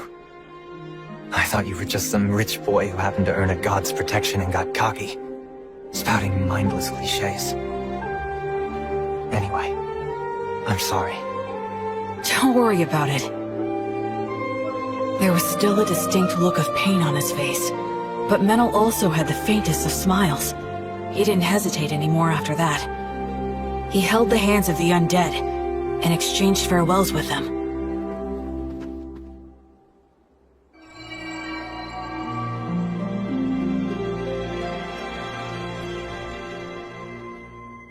I think we checked all of the major locations. I don't sense any more demons. One more. Huh?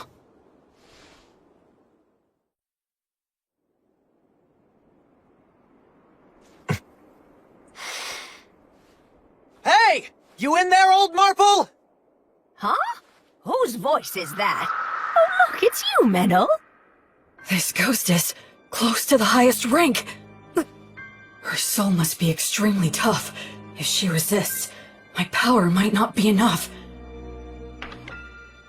If it comes to that, I'll have to use a magic weapon that works on spirits. You really don't need to worry so much, young man. Huh? I'll have you know I haven't gone senile yet. Really? Well, that's a relief to hear. It seems you stayed behind because of some lingering attachment, but this kid here is a genuinely virtuous high priest. Returning lost souls like you to the cycle of death and rebirth and treating wounded people are what he does best. Oh? Listen, we can take care of the village now, and I think it's high time for you to move on.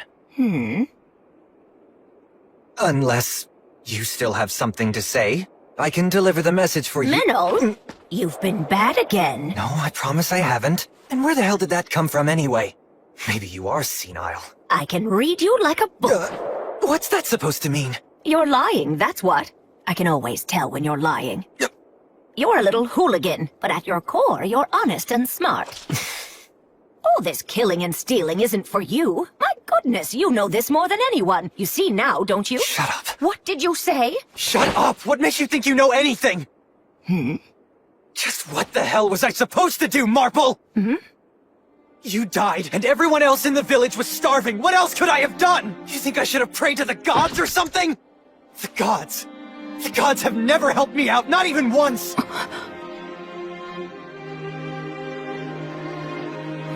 Damn it! Damn it! Damn it! Damn it! Damn it!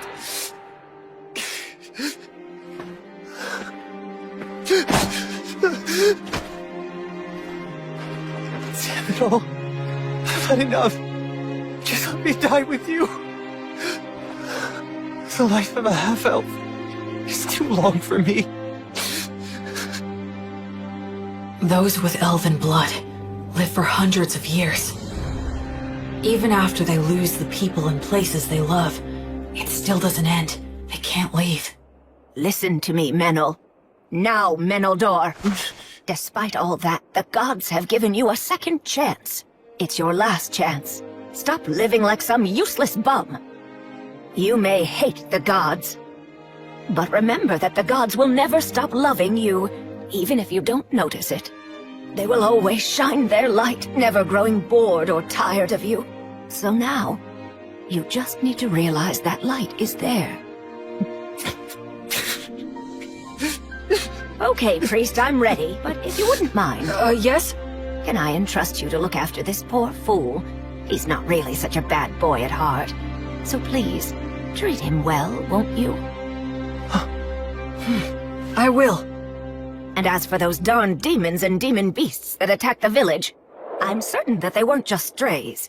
The stronghold where their boss dwells is deep in the forest, and he sends his demon minions all over the place from there. He commands the demon beasts to attack people. It seems like they're putting all their effort into one big evil plan. If I may, your lingering attachment... Well, I couldn't pass on without making sure someone knew this. Anyway, I appreciate the offer, but I won't be needing your help. You see, someone's already waiting for me. Oh, she has someone. So it's about time for me to be on my way. Menel, dear, do take care of yourself. So many things happen in this world that can never be taken back again. So stand up and put your best foot forward. There are things you need to do. Damn it. You old woman.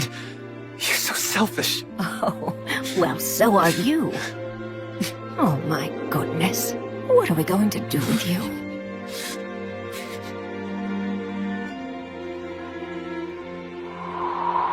Well, I'll leave the rest in your hands. Of course. You can count on me.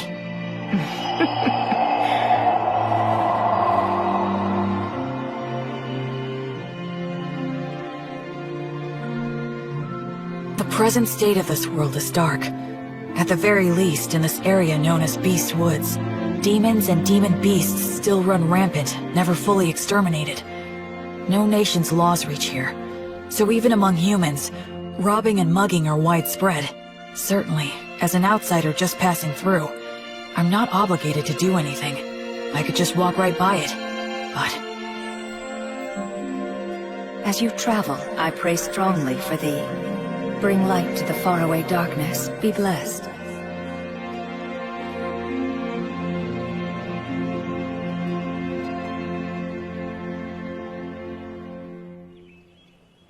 A few days later, the villagers returned. Though they were shocked to see the state the village was in, they eventually gathered up their remaining farm tools and started digging holes to bury the dead. And we all laid them to rest together. So, what are you planning to do now? Well, feast your eyes on this.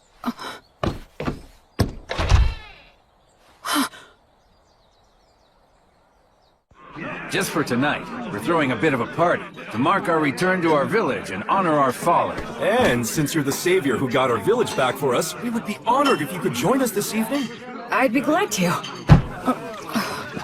Oh boy.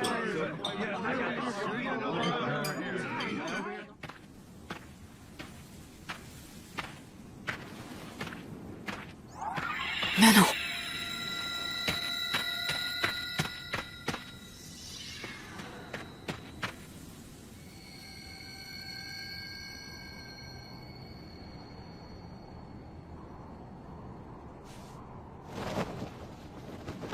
Hey. That's a beautiful view. Looks are deceiving. Those ruins are actually an undead nest. Countless adventurers have gone in, but none have ever come back. Oh, I see. Okay then, I'll go there tomorrow. Huh? Were you even listening to me? Yeah, you said it's an undead nest, right? If it is, I need to go and return them all to the cycle. I forgot who you were for a sec. Being around you throws me off my game. And here I thought I was a much more indifferent person than that. A little late to say that after the way you were wailing earlier. Well, why are you saying that to someone who's already depressed? Hey, Menel. What was Marple like? Can you tell me about her? She's strange, exactly like you saw her. I was born up north in Grassland, in the great forest of Erin. That's where all the elves live.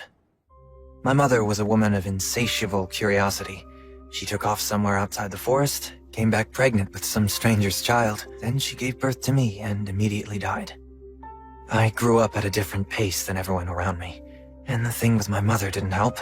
They said I was a disgrace, and since I didn't fit in the first place, I ended up fleeing to the forest. Of course, the world outside was no paradise either. But luckily for me, I could use a bow and arrow as well as knives, and I could see fairies. When I ran into enemies that wanted to eat me, I had the skills to kill them instead. If I didn't, most likely I'd be prostituting myself out in some back alley. You do have a pretty face. What's that? Nothing. Go on. Anyway, I became an adventurer and slowly made my way to Southmark, where there were a lot of old ruins still. But a member of my party betrayed me in a fight over the loot we found amongst the ruins. He poisoned my food and I nearly died. I killed him with my own hands. But all of them except me died anyway. I didn't even know where I was wandering off to. It was near that village that I finally passed out.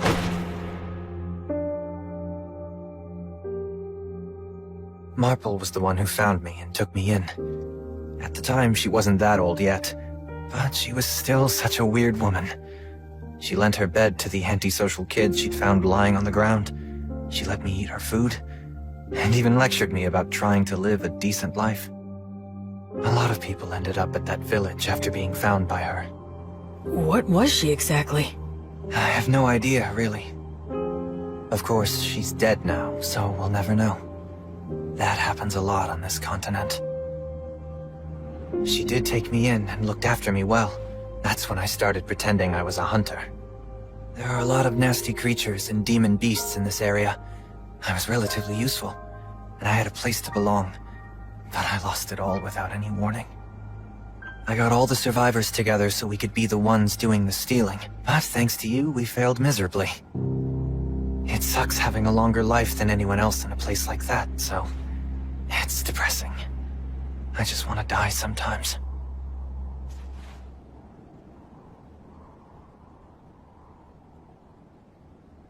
Well, I suppose I'll get back on my own 2 feet soon enough. Huh? What? Stop making faces at me. Huh? Just saying that there's a huge difference between your priest self and your normal self, huh? What? So Will, priest of the goddess of divine light, I'm grateful to you. You stopped me before I could do something irreversible, and you saved the people of the village. Hence, I'm asking to receive the light of the goddess through you.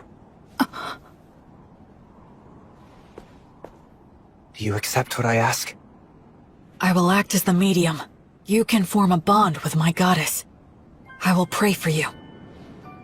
May the divine goddess of light, Gracefield, hereby love you, illuminate you, and always walk by your side in your travels. To my guardian deity, I swear to live my life honorably. Please shine your light upon my path. Help me atone for my sins. There'll be tough times ahead, and I might want to die now and then. But I'm not gonna stay down. I'll put my best foot forward, like the old woman said. Menel, you're really strong. It's amazing. I admire you. Come on, stop being gross. Between the two of us, you're the strong one. Where exactly does your power come from? I'm not strong. I just lucked out and happened to get amazing teachers in my life, that's all. Well, I'm not going to meddle. Anyway, ready to head back? Mm-hmm.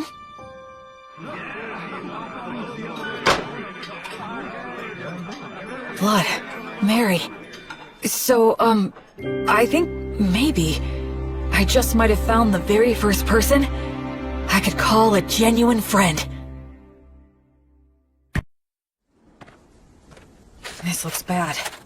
They stole all of the livestock, and they destroyed a bunch of tools that can't be replaced. We'll have to make the journey all the way to White Sails to buy some more. But with whose money? Well, we can't replace everything. Hey, what exactly is White Sails? Huh? Are you being serious? What's your deal? You grew up in a cave or something? Sorry. So, White Sails is this... could you tell me about the history of this place too? Yeah. Alright, fine. You know we're in the southernmost continent, known as Southmark, right? Yes, that I know. So around 200 years ago, Southmark was engulfed by a horde of demons. The 100 heroes took out the king of the demons, but the humans abandoned this continent, crossing the sea to retreat to grassland in the north. The 100 heroes? That's Blood and his buddies. Since the Fertile Kingdom unified the southwestern region of grassland, they've been cultivating the land with the intention of reclaiming it. And as for the area of White Sails, it's the port town that became the center for immigration from the north. I see. A lot of misfits and aspiring heroes go there. Also, those with divine revelations. You're hoping to gather more faithful on this trip too, right? I understand that Gracefield used to have a lot of devoted followers on the southern continent. Can you tell me more? I think that most of her followers were scattered after the Great Collapse. Yeah, that's right. But those followers who managed to escape to Grassland kept her name alive. Yes, even so, her following has declined quite a bit.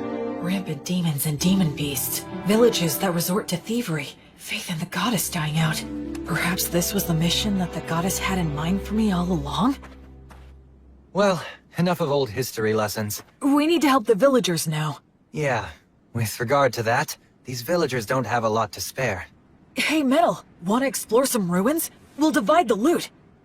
What? I didn't expect looting ruins to be another one of your specialties. I'm used to them. Seriously, who are you anyway? But we do have enough money to rebuild now. We can buy new tools and livestock. Plus, I made up for my personal expenses. Can't wait to get to the city. First thing we're gonna do is eat there. Seafood's in season, so... Someone help us! A giant ape! The two running from it are a halfling and a hawker? Stop! No ifs, ands, or buts about it! Good grief! Stop it!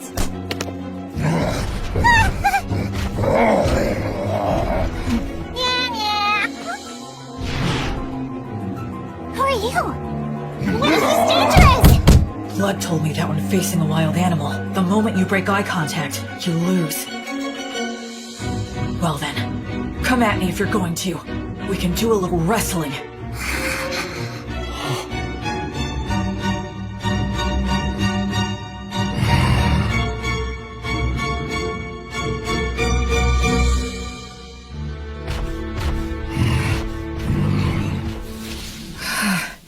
Thank goodness, I didn't have to fight him. Are you okay? Wow, mister, who are you? Some kind of adventurer?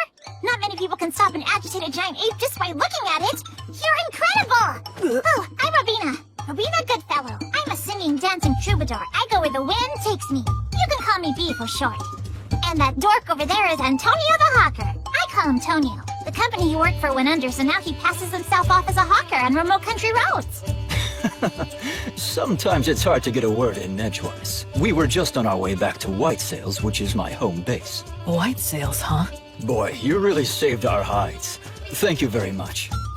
My name's Menaldor. I'm a hunter around here. We were about to do some shopping in town. And this guy is... I'm William. William G. Merryblood. I'm a priest in service to Gracefield, the goddess of light. You can call me Will. Wow, that's a noble name! Gracefield's the one they love in the southern continent, right? Oh, wow! I didn't know she still had priests. And not just any priest, a warrior priest, am I right? Am I right? It's true. He may look spacey, but he's got mad skills. I mean, I hardly ever get attacked when I'm walking with him. Are you saying that the beasts know how strong he is and avoid him? What the heck? How cool is that? What? You usually see more of them? Yes, of course. That's why it's called Beastwoods. It feels like their eyes are piercing me. Anyway, is it just the two of you? No guide? Or were they killed? Well, actually, when we came across that giant ape in the forest, I'm embarrassed to say that they ran away. Some guys conned you out of their upfront pay and then bailed? You need to get way more savvy about people, Mr. Peddler Guy. I'm rather ashamed. And they made a big old racket when they ran too. It was really nuts. Giant apes don't even normally attack. They just look scary. They both lost their guides? So now what are you two gonna do? We'd be more than happy to take you with us if you want. We'll just say you owe us one. I'll do the deal-making, not you. So, we'll owe you one of what? We want to buy livestock, and some other stuff in White Sails. Ah, I get it. If that's what you want, then I'd be glad to help. I can introduce you to a dealer that I know. We appreciate it. And sorry for butting in. This guy has no idea how the world works. So were you really born as a true noble? He has that air about him, like he's pure and untainted.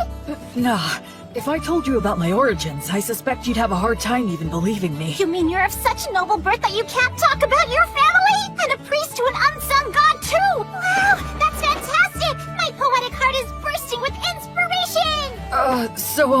Wait. No matter what I say next, it'll probably only make it worse. Now what? Okay, it's settled. Let's get moving. Yep, time's a-wasting!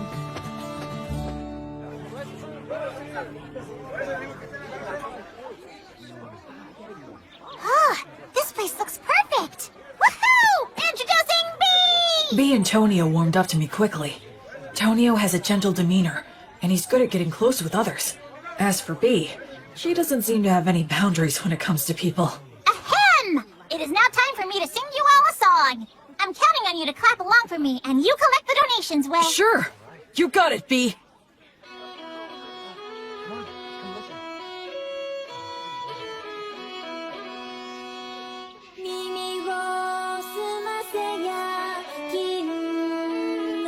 It's amazing. Every time we walk into a village, she lures everyone in. It's really impressive. She never gets tired. Very well. Right here. They make a good combo for doing business. Huh? A lot of hawkers use high-pressure tactics or even petty thievery to make their cut. I see. I guess it's true about him working for a company. Hey, Will. Oh? Excuse me, I'd like to ask you something. Sure, what is it? Well, this is my question. Can the blessing you invoke heal sickness and injury? Yes, it can. I see. Then I have a proposal for you. Huh? Goddess of Light. You're as good as new. Oh, wow. Thank you. I'm so grateful. How much do I owe you? Oh, don't worry about that. Offer your thanks to Gracefeel. And if Tonio has anything you like, please purchase something from him. I'm a priest who is still just in training. Yes, okay. Thank you so much. Let's get something to celebrate your recovery. How about this hairband? So B attracts the people, Will offers his healing, and both bring him some business. Smart guy. Tonio's pretty cool. Yeah, I think this will help with the return of the Goddess of Light. Your power is damn impressive, though. Well, the blessing is a rewrite of reality through the sublime power of a god. That's how it can heal a wound as if it had never happened. Huh. I'm only borrowing this power from the goddess. I have to be careful not to mistake it for my own power. What? Still in training, huh? Well, I really am still in training. Will, done with your free treatments? Oh, yeah. Then come with me. Huh? There's a What party for? to celebrate everyone's recovery. Right now? If they're at a party, she can sing again. He can sell more of his goods. He's a sharp salesman. We continued to pass through several villages, earning money in the same way, as we made our way north for a couple of weeks. Then we emerged onto Wheat Road. Let's sleep over there tonight. Man, you guys went too crazy. It's already dark. Sorry about that. Whee! I'm in such a good mood today, I'm going to give you all a free performance. Wow, how generous of you. Now, wonder what I should sing. I think Race Stop the Penetrator is epic, but it's way overdone these days. I know! The three heroes from the killing of the High King. It's a really good one. It's got the Wandering Sage, War Ogre, and the beloved daughter of Mater. Ah, that sounds great. Now that's a solid pick. Actually, I haven't performed it in quite a while. Hey, what's wrong, Will? Oh, it's nothing. Go for it. I'd love to hear you sing. Great, you just said the magic words. Without further ado, then. Time rolls on. Or perhaps it's us that's marching on. Be it the strong and sturdy warrior, the bright sage, or the holy woman. So their names really are remembered. But their ashes and their names remain. This is precisely why their song must be lifted up high. So their good deeds live on, and their heroic names resound throughout the world. I sing this night of the Wyvern Killer, just one of the many fearless adventures of the three heroes. Keep quiet now and listen to this tale, one and all.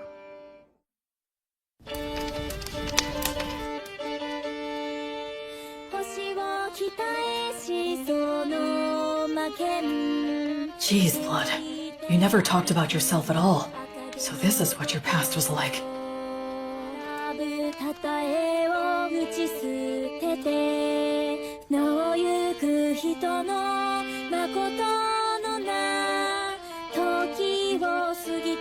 I guess no one knows Gus's real name was Augustus.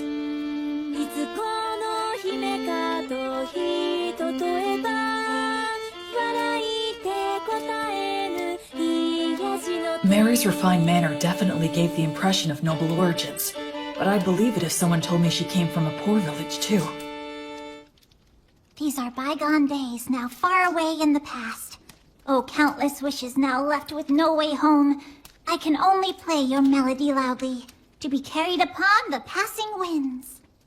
The story takes place before they were known as heroes, when the three of them were traveling together.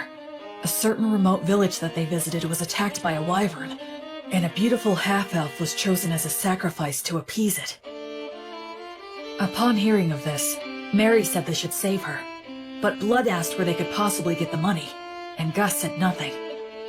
Their personalities in the song are slightly off, I think, but still, it brings their voices, words, and expressions clearly to my mind.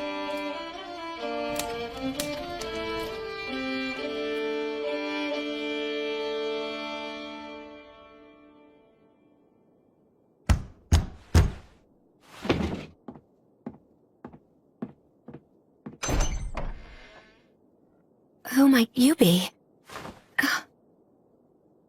You think we're gonna take on a wyvern for that amount?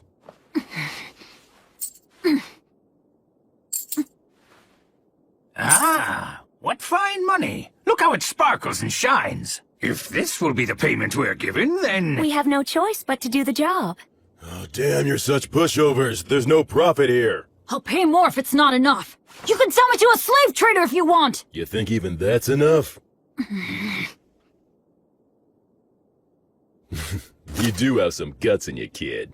You're small, but a mighty warrior. When a warrior swallows their pride and asks for help, it's only right to give that help. Let's do it!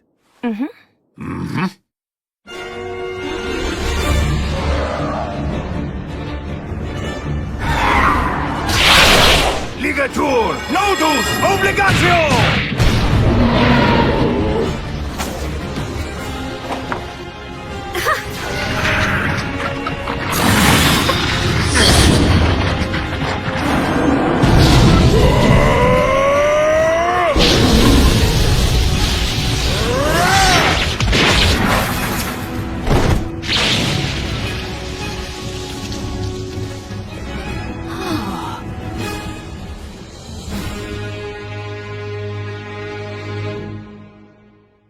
So, what are you gonna do now?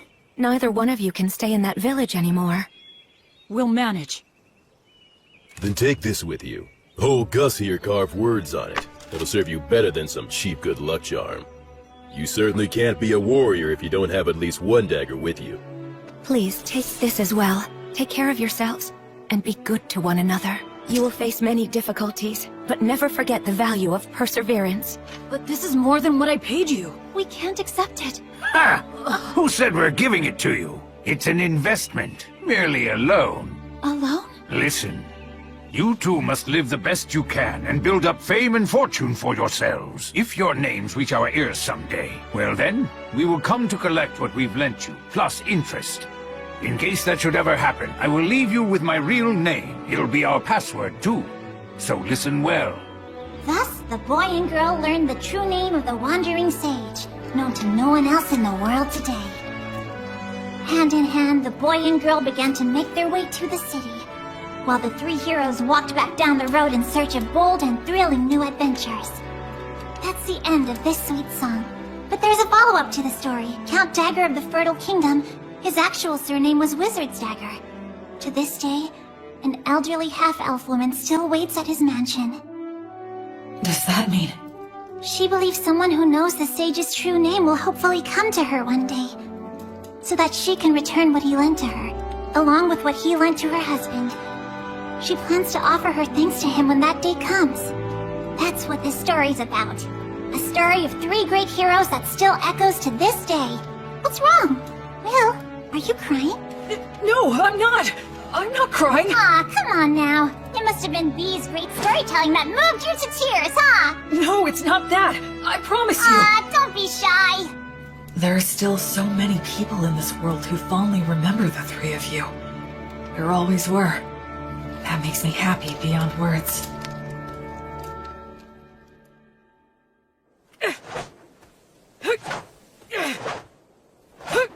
The Fertile Kingdom, huh? Once we cross the sea, maybe we'll meet people who still talk about blood and the others. Hey there. Huh? I see you're up. Looks like you're working hard. Hey, Tonio. Will, you're a strong young man. You think so, huh? In looking at you, it's become clear to me that your movements have been refined many times over. But, then again, maybe you don't want to hear that from a guy who got conned by phony adventures. In any case, it's obvious that you're used to handling that fine dwarven spear. And those who can handle that masterpiece have to be a master themselves. But there is one thing I don't understand. Something you don't understand? I'm curious to know what it is that you desire. Why are you asking me this? Well, because I'm a merchant. It's my job. I move product and grant people's wishes for fair wages.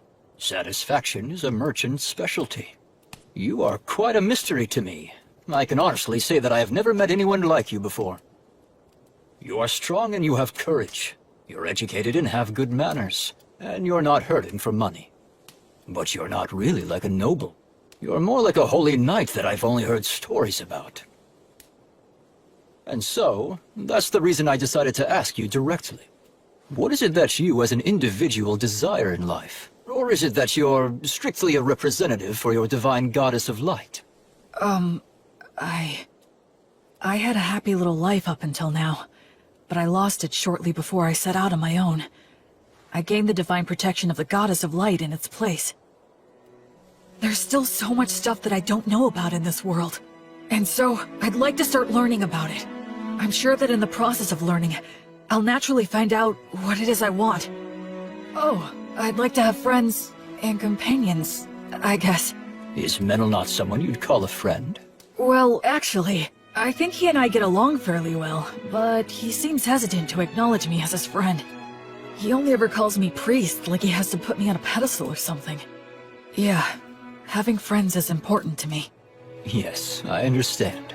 Then perhaps I will nominate myself to be in third place position. Huh? Because I'm sure Menel and Robina would be mad if I jumped in line ahead of them. The very thought scares me. Oh. Well, shall we get some water and start preparing breakfast for everyone? Yep. Okay, here you go. Wow, so good! It really is. You're a fantastic cook, Tonio. He sure is. Honestly, it's one of the only reasons I travel with him. We're eating a lot better now, thanks to Tonio's good cooking. That's right, you can't cook to save your life. Well, it's just that... Hey, Menel, your cooking isn't all that hot either. What? You ate it. Well, we always get good bread from Will at lunchtime. Isn't that so cool? He prays and it suddenly appears. I'd prefer to stop as little as possible. I'm grateful to have food I can eat as I walk. Cool. Let's get ready to leave as soon as we're done eating. Yeah. You ask when we shall return home, but there's no way of knowing when we shall return home. By the way, So there's no entry inspection or toll? That's right. It's the policy of the city's ruler, His Highness Ethel. Goods enter the city by boat in tremendous amounts, and then they're distributed throughout Southmark by land and water. Wouldn't that mean a massive amount of goods pass through here then? Yes, and if all of them are checked at the gate, it would be a hotbed for the smuggling of both goods and people. Oh, I see. So, Ethel imposed docking fees for ships and rental fees for companies setting up shop here to make money for the city, keeping the movement of people and goods as unrestricted as possible. Oh. It seems like the economy is their top priority. It's a very advanced city with a real sense of freedom. Quit talking about all that boring stuff. It's Will's first time here. Let's have fun. Come on, this way. Will, this is the city's biggest market. Wow, real people. that surprises you? Oh, look! So beautiful. All this jewelry is in style right now. In style? Yeah, you betcha. They have the latest styles here? That means these people are doing well enough to contemplate things like fashion. It's just one shock after another in this city. Is that Yeah, that's a street light. Street light? You don't know what those are? Gosh, you're behind the times. Every evening, the apprentices come out. They're from the Academy of Sages, and they light up all the posts which have the words of light engraved on them. So the people here have light even at night. This assignment serves as training for apprentice sorcerers, and they can earn a little pocket money as well. That operation over there is also a large source of income for apprentice sorcerers. What is it? Oh, come on, Will. Even you have to know what that is. It's the public bathhouse, Balnea. Balnea? Huh? What's wrong? A public bathhouse? They have baths here? The water's so clean, you can see right through it. Oh yes, so that's an effect of the words of purification. Instead of the massive amounts of fuel it would take to heat the baths, they can use words of heat. That's amazing. So it's less like a bath, and more like a sauna and a cold water pool. But still, it's incredible.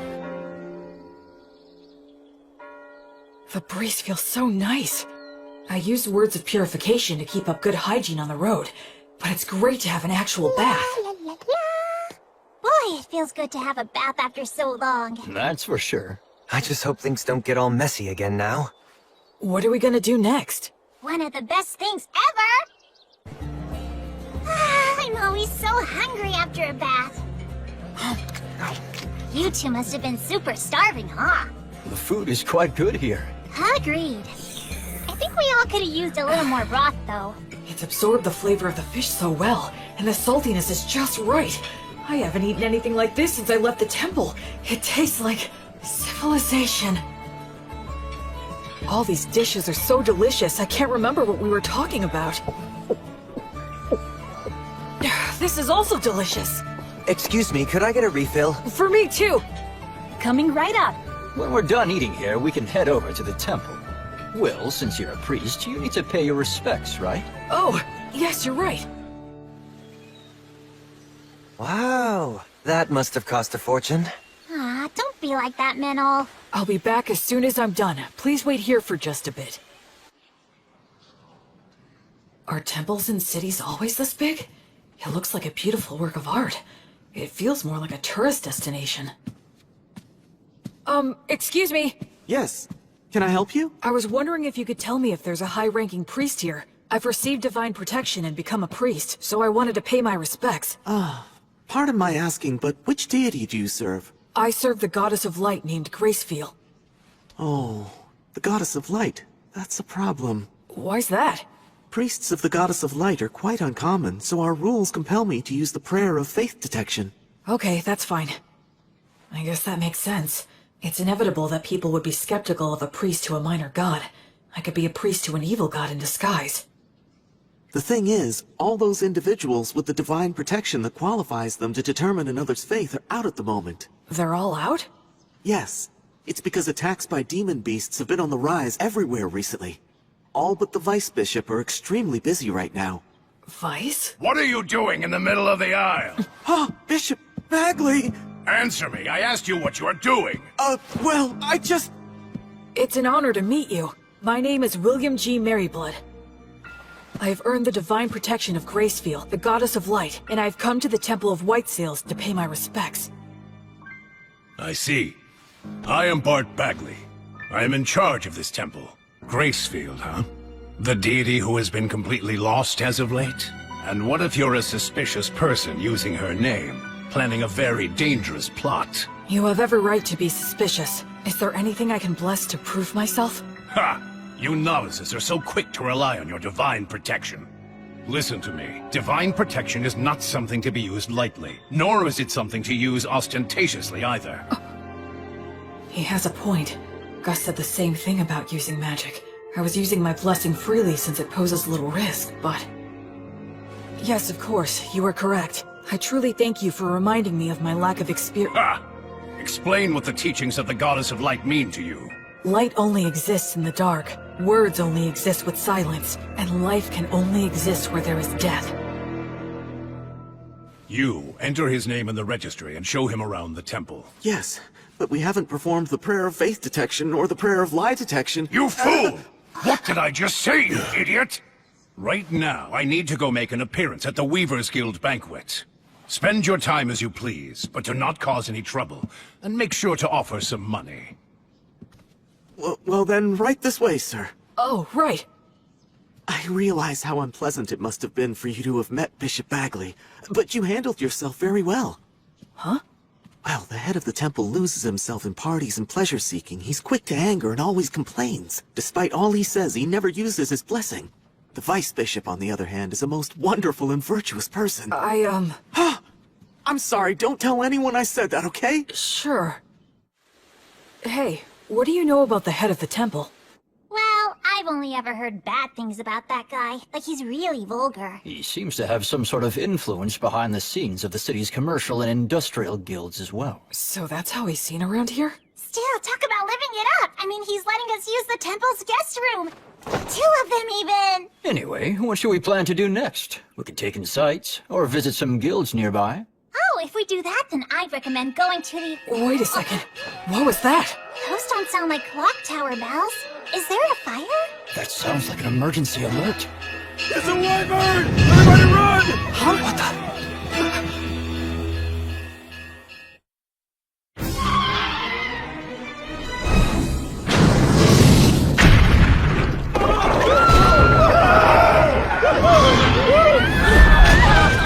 Move it and be ready for anything! Someone come help us! He's pinned under rubble! What's going on? Stop pushing! Where is my child? Oh, gods.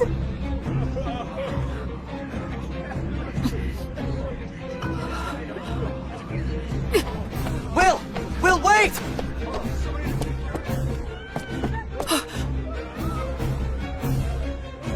Why is a wyvern here? Fire!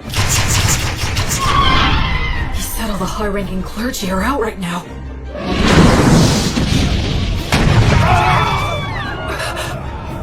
Their civilization, their city, everything the 3 of them protected. The place where people can live freely. Verba! Volanto! Tony Truce! It missed. But among the words I can use, these have the furthest range. I'll just have to keep firing until I hit it. What are you doing, you idiot? Why are you shooting off high magic like that in a blind fury? You'll get yourself killed! But nothing! You're fighting a wyvern. You have to be more efficient than that. You've got smarts. I suggest using them, you moron. Don't just rush in. You should start off by learning how to use your minor magic more skillfully and accurately. I got it. All right, then. Think. What can I do about this wyvern using all that I know? Menel, would you help me? I need you and your fairy magic. Right. B, Tonio! Huh? Please work with the people nearby to get everyone clear of the temple's front garden. I'm going to bring the wyvern there. Your Excellency, you must take shelter below, quickly! How could this happen? Dozens of people, if not hundreds, will die. Sylphs, maidens of wind. Your steps are the wind steps. Your song is the wind's song. Sing in chorus, sing in rounds, cheer and applaud. Your sweet harmony shall spread the words of origin in the 10 directions. Verba, Volanto, Conciliat, Sequitur, Tony Truce, Auranium.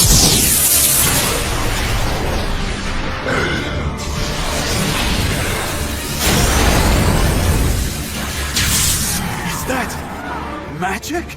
There's a fairy user too? Oh man, are we lucky. We've got this. We can do it. Hurry! I'm probably not hurting it that much. But that's fine, so long as the wyvern identifies us as its enemies. Almost all beasts of this type are highly aggressive. Even in situations where they could get away, they'll choose to take the offensive. Here it comes. Truth is, the rest of the situation depends on how close my skills have come to theirs. Goddess, I now fight for the sake of my oath, to banish evil and save the suffering. Pray, be as unbreakable as a diamond, for eternity, for all eternity. Reject all that is evil! On the flame of Gracefield, goddess of light!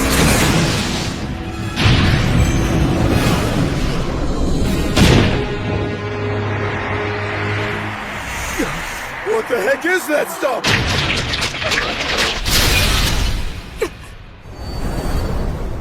Sylphs! Beautiful powerful maidens of wind, dancers in the gale! Show those ones foolish enough to fancy themselves better dancers the bitter taste of earth!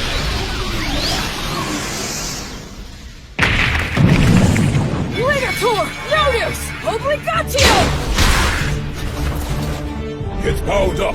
No, it's trying to tear them off! Damn, it's strong! Acceleratio!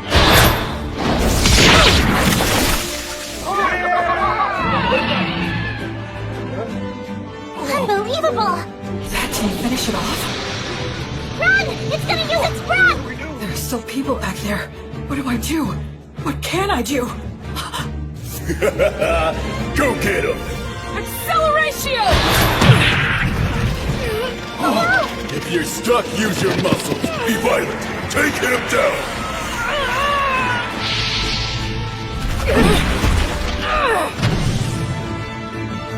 A neck throw? You're not getting away! I won't let your fangs or claws hurt one single person!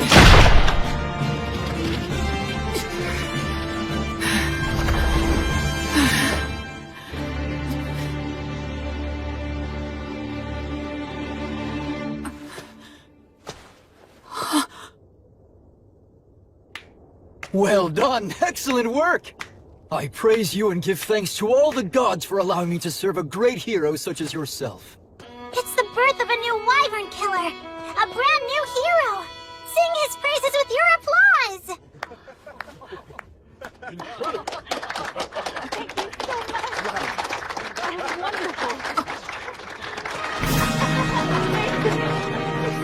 Guess we were too late, huh? I had no idea so many magic users and a warrior strong enough to kill a wyvern were staying here. It is truly divine providence.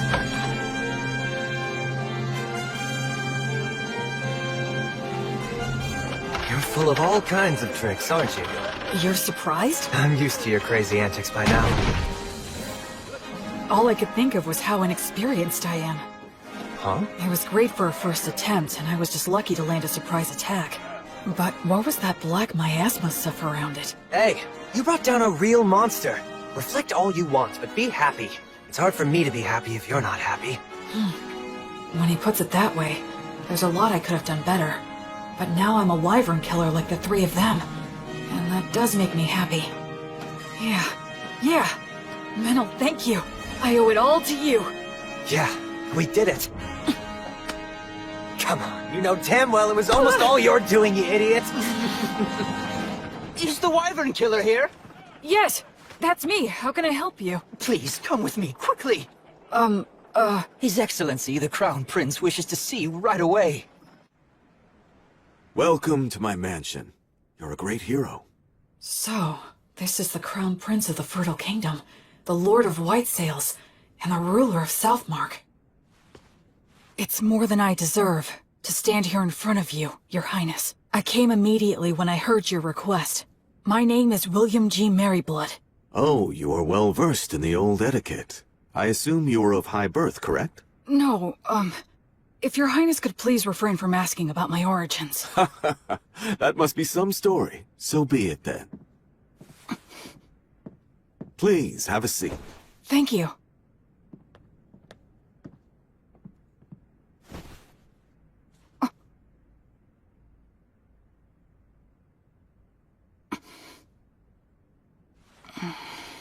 William, there are 4 or 5 individuals in your group, are there not? Yes, 4 of us. Which makes you a magic user, a priest, a fairy user, and a warrior. Well? Actually, we are a traveling priest, hunter, merchant, and a bard. One who shot lightning at the wyvern, one who made the light, one who dealt with the air, and one who broke its neck. That is 4. If that makes 4 people, it is indeed correct that we are 2 of them. What are you talking about? I can explain. My friend there, Meneldor, called the fairies, spread words, and manipulated the air currents to bring the wyvern down to the ground. So you're saying your friend is the fairy user then? And the rest? The rest was me. I'm sorry, but would you mind telling me what you did back there? I used brute force to break the neck of the wyvern. You killed a wyvern and aren't delighting in it? You really are a valiant warrior. Well, Can I do anything to fix the damage the Wyvern caused? Of course, work has already been done, and more is yet to come. But there's something even more important that must be done. And it has to do with offering my thanks to the hero, for example. Oh no, Don't be modest, William. I do not want my people to see me as an ungrateful man. On behalf of the people of White Sails, I, Ethelbald, thank the both of you for your courage. You did well to minimize the damage caused by a Wyvern's surprise attack. I am unworthy of such praise. I would like to bestow upon you a reward. Is there anything you want? If I may, Your Highness, I traveled here today via Beast Woods to the south. The villages in that area are currently under threat by an army of demons commanding savage demon beasts. I see. So if I may ask you, would it be possible for Your Highness to send his soldiers over there to help hunt down the demons? It's not impossible, but it would be difficult. You saw that wyvern. Within parts of Southmark that I govern, demon beasts like it have caused frequent incidents. You mean... Of course, it's that toxic miasma. Any being it touches is corrupted and turns savage. Are you certain you are well yourself, William? I am naturally resistant to poisons. Oh, that is good to hear. Under the previous king's policies, we expanded our domain too much. We cannot even sufficiently protect the villages we directly govern at the moment. Do you understand what I'm saying? Then, would you give me permission to hire adventurers and mercenaries with my own money and organize an army to drive out the demons? William, are you certain you recognize the full extent of what that could potentially mean? Yes, I understand that I am asking a considerable thing of you, Your Excellency. Yet you stand by your request. Yes. Because if I don't, then how many more tragedies would we be forced to simply overlook? Except to save everyone here is a task not even gods can achieve.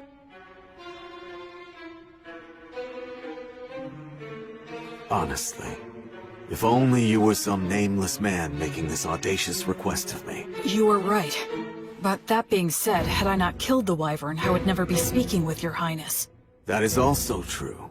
But I must also consider the option of having to kill you. I must also consider the option of having to kill you.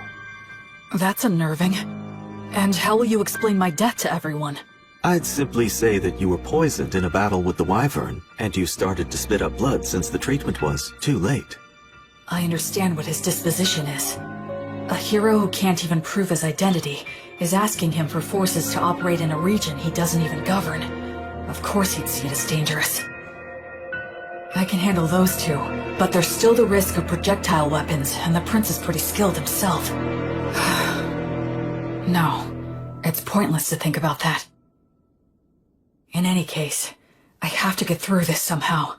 I need to speak from the heart and plead my case as earnestly as I can. Your Highness. Go ahead. If all the saltiness were to disappear from the world, then what would give salt its distinctive salty flavoring? And if all those who carry a flame were to live entirely in the sunlight, upon what would they shine their flame?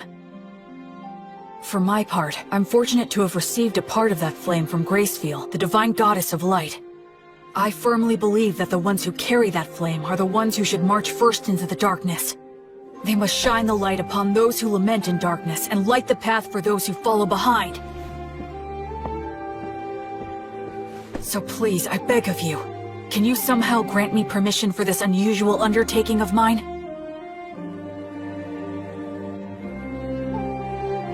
Young William, this path will only lead to despair. It won't work, and even if it does, you will pay the price. But I have some business with that despair you're speaking about. Oh really? And what is that? I don't like how its face looks, so I want to go and kick it in as hard as I can.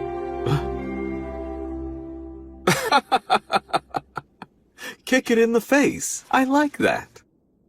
Come to think of it, you are a high priest, aren't you? And you have quite a good friend, too. What, you didn't notice the quick reaction that he had? When I said that I was going to kill you, that half-elf over there gave me the most murderous glare I think I've ever seen. What are you talking about? I did that because I thought you were gonna kill me as well. Damn it, don't look so happy. Bishop, please stop. Please wait, Father! This is with a guest at the moment. Stay out of my way! You damned ridiculous fools! Prince Ethelbald, please, I beseech thee, do not act irrationally! Who, me? Why, Bishop Bagley. I have no idea what you're talking about. Do not play dumb with me! This young man is registered with my temple. He is in the books. Though it may be temporary, he is a member of the temple. And you beckon him here without a word to me? Do you mean to disregard the temple's authority? Oh, I had no idea about that. Is this true? Yes, that's true. Claiming ignorance is not an acceptable excuse. You cannot forego the verification protocol simply because I was away. So you say, but the people from your temple seemed very happy to send him to me. A total lack of discipline. I will give them a stern talking to later. In any case, he must— The thing is, Bishop Bagley, he is not what you think he is. Huh? He came here and asked me to assemble a private army. He says he wants to save the poor people of Beastwoods. What? You? I would be lying if I said it never crossed my mind to kill him right here and now. But he's so frank in the way he expresses himself that somehow I started to find it amusing. Which is why I was just sitting here thinking of officially appointing him as a knight. Would your temple be willing to give him its blessing? You know, he would become a paladin. The temple and I can share the profits and responsibility. What do you say to that idea? Of course, naturally, he would fall under our joint authority. You could always have him excommunicated if need be. That's not even the issue we're talking about! The temple can attest to his character. And as the Wyvern Killer, he should have no problems with all the rest. This is proceeding too quickly. I'll return to the temple and think it over. Would that be all right? Yes. But it would make me truly happy to see this happen, Bishop Bagley. I have taken a liking to this young fellow. Assuming I do decide to become his patron, you can spare me your silly games. You, novice boy, we're leaving now! Right.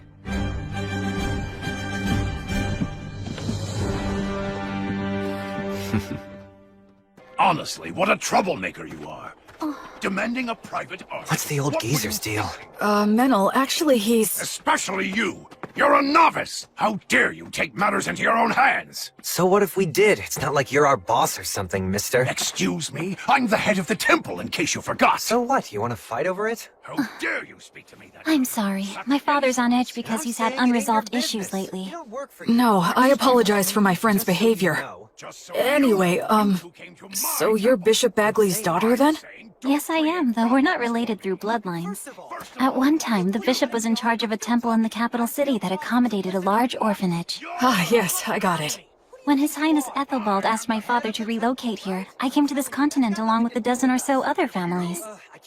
So that's what happened. He's in a position where he can throw his weight around. He has connections everywhere, and he has loyal subordinates, too. Bishop Bagley! Thank you for all your help. Your intervention with the Crown Prince saved us. Thank you. I did nothing to warrant your gratitude. I only defended the temple's authority from the Crown Prince's utter selfishness. You just happen to be a part of that. Besides, when he's amused by something, he has a habit of doing absurd things. It's a real problem. But be that as it may, I still must respect his royal stature and worldly authority. I'll take his proposal into consideration. You will remain in the chapel after the evening prayer. All right, I understand. The thing is, What? What's the evening prayer? You unbelievable fool! You know the prayers that are called Vespers and Compline? Those holy practices were revised 200 years ago. Did you serve your apprenticeship with one of such a long-lived race? Sure. I guess that would be a good way to put it. So it seems that you are not entirely ignorant then. Anna, go fetch some books on the revisions to the liturgy, and while you're at it, find a suitable teacher for him as well. Yes, Father. This boy is a novice, and on top of that, an ancient who's come here from 200 years in the past. He'll take a lot of work.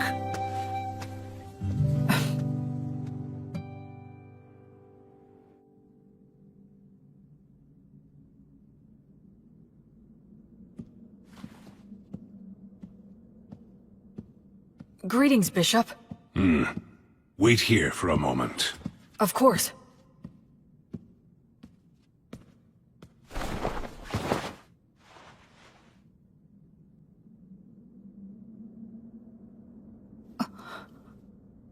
His praying form looks frighteningly masterful.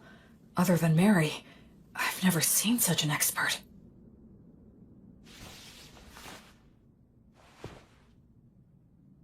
Now then.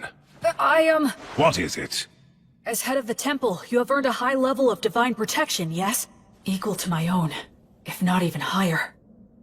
The people of the temple told me that you don't use the blessing, and when you pray, either you don't let anyone watch, or you don't apply yourself fully when others are present. Why is that? Ha! Foolish novice. Just what exactly do you think the blessing is? Divine protection from a god. Well then, why did a god bestow divine protection upon you? You think it was to give you special treatment? Not so, correct? To act through you. Understand? It is the god's wish to be able to achieve something great through you. And in order to live up to the god's ideals, we must constantly be in thought about how to use the blessing most wisely. Using it for personal gain will sadly detract from the god's glory. Most of those dimwits fail to understand this point, which is why they will one day lose the blessing. I am the head of the temple. This land is wild, and development on it has barely begun. To secure funding and rights, I must yell and intimidate. To lay the groundwork, I must do favors and use bribery. If I were to use such a high blessing in these circumstances, the people would question why a man like me received divine protection in the first place. Now, youngster, do you think this kind of behavior would contribute to the glory of my guardian deity, Volt? No. Precisely. The correct course of action for blessings and prayers is to store them inside. Therefore, I have entrusted the Vice Bishop with the glorification of the gods through such sacred blessings. He's a very capable man, skilled at winning the hearts of the people to the extent we need it. I trust him with the stressful role of being the face of the temple. I didn't know. Bishop Bagley is really quite talented. He's rude, and he looks like a greedy monk who's always complaining, but he's an amazing man. And what about you? Making a novice who has yet to fully comprehend what the blessing means into a paladin? The Crown Prince always falls in love with his own stupid jokes. Listen, nothing good will come of a novice attempting this, so don't do it. I'd be happy to refuse on your behalf. Even the Crown Prince will drop the idea if I firmly reject it. What do you say? Regardless of what you're proposing here, my goddess still wishes to act through me. You won't change your mind. No, I will not. You're the biggest fool. I agree.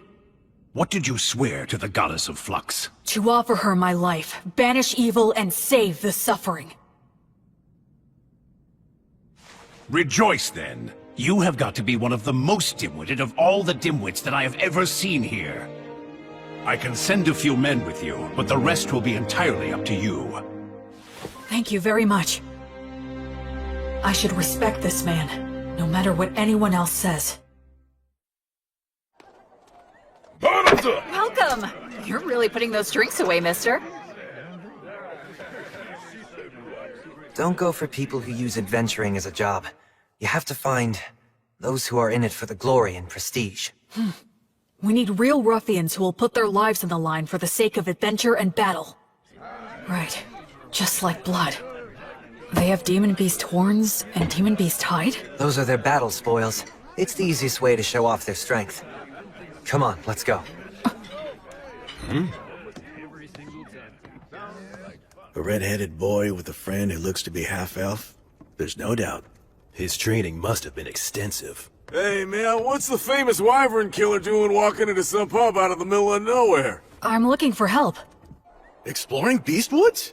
Low pay, your reward is glory and praise, and there's no guarantee you'll survive. We're doing this for a living, you know? We're not taking this quest, right, guys? Yeah, man, don't be so stingy. Shut up, you blowhards.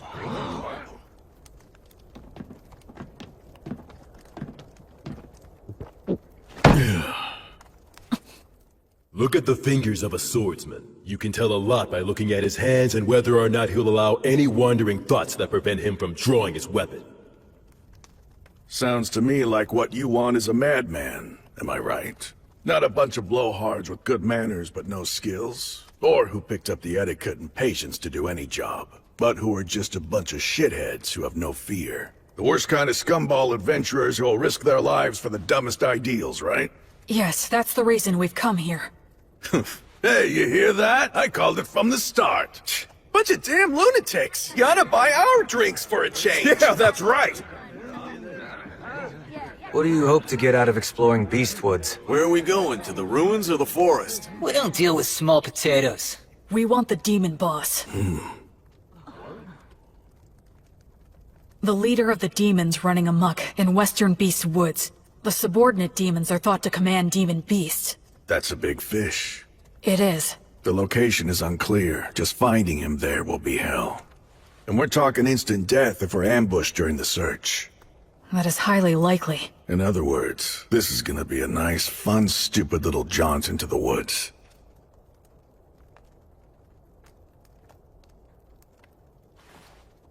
Count me in on it.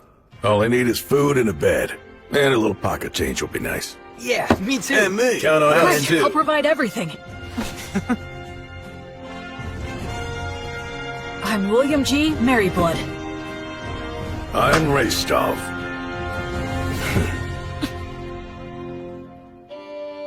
Whence cometh this disciple? To the lost goddess of flux. She who is the brilliant goddess of light? This disciple of It's the almost time for the ceremony. I heard they wanted to make this a happy event to give people work who lost their homes and jobs in the Wyvern attack. But Now know the name of the new hero who has appeared in the city of White Sails! That should just about do it. B, could you please not write an epic about my story right in front of me? What? Why shouldn't I? Well, you actually did do all that, so what were you expecting? You're gonna love it because I'm gonna create something grand! I'm afraid to say that this many cows and horses will indeed come at a hefty price. Oh yeah, speaking of which, can you please negotiate a deal for us to get all of the sick and injured ones at a lower price? Huh? Don't worry, I plan to heal all of them. Oh, that makes sense. Also, I was thinking that it would be a big help if you could start a trade movement between Beast Woods and the city of White Sails. Yes. How much do you need me to give you to fund that? Well, why don't the two of us sit down and have a serious business chat? Let's see here. Easy on me, please. I say go for it. You need to have a good understanding of how money works. You'll be dealing with Raystov and all those guys soon. The Raystov? Raystov the Penetrator is here? Yes, he is. That's perfect! I can interview him then! Huh? Making a habit of flaunting your own accomplishments leads to arrogance. And arrogance dulls one's blade? Yes, exactly. Oh no, that again? This is why you're so useless. You never have any good ideas. So I take it you two know each other? We've talked a few times in the past. It doesn't matter how many interviews. You always say the same thing. You're such a stubborn and broody guy. My answers are never going to change. All of your tales of heroism are terribly ambiguous. I would like to create something that comes a little closer to the truth. What a big fat meanie you are. Isn't reputation important to an adventurer? Whether it's making a living or getting ahead in life. As long as you've got skills, those things come naturally. But surely you realize that even people with skills can be utterly ruined by a bad reputation. Even the greatest warriors can never tell what their downfall is gonna be. Right, Will? So you're saying Raystov's tales of heroism are ambiguous? That is exactly right. This guy will accept the job to take down a huge threat, and he'll just wander off and kill it with one fatal stab, and then he'll saunter right back. He rarely works with anyone else, and he works so fast, there's no one who can actually say what happened. And the guy never says no to any job. So the stories get more elaborate? Yep. I try to interview people, but they just fill in the gaps to their own liking. I put in a few things here and there for dramatic effect, but I like to add more truth to my tales. No need there. See what I'm saying? If only I had a little more to work with. For heaven's sake. Hey, I know! How about the Penetrator versus the Paladin? Huh? That sort of came out of nowhere. You're putting Raystov on the spot too, right? If I receive a challenge from a strong opponent, I have no choice. But Raystov! Alright, you heard what he said! Well, I guess maybe when we're done in Beast Woods. Yes! You promised! This is so great! I'll make this into a song that'll be sung for centuries, millennia, until the end of time! Woohoo!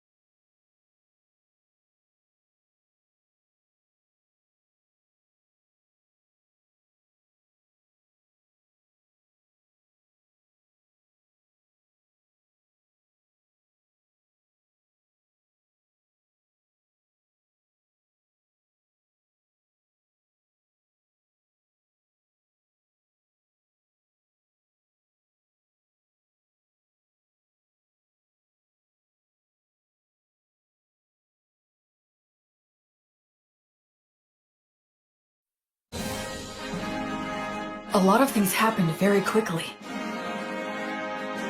Having obtained official permission from the Crown Prince and the temple, I set off with my team of rowdy adventurers to begin the process of exterminating the dangerous demons and demon beasts infesting Beast Woods.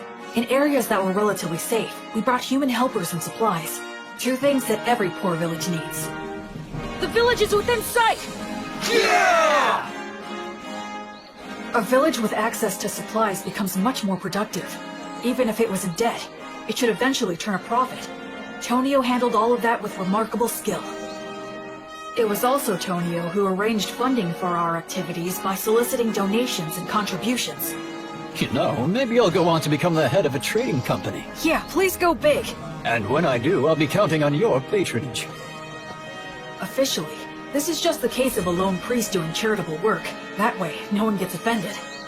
Of course, all of this means that I need to remain loyal to the Crown Prince and to the temple.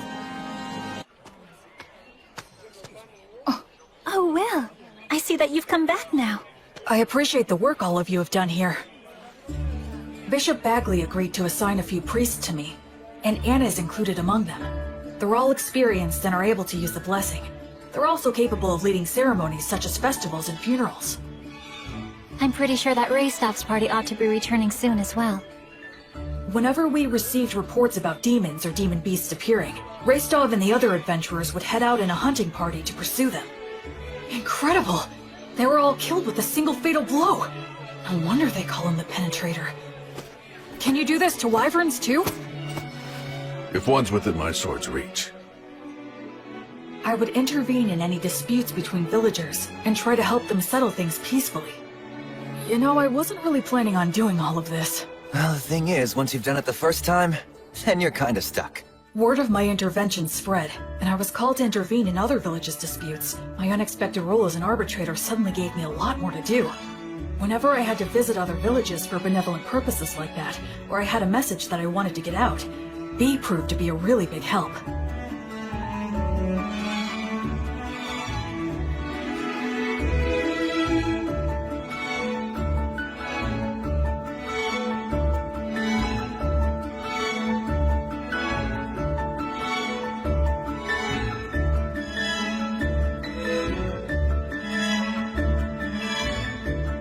So, we traveled back and forth across Beast Woods, time and time again.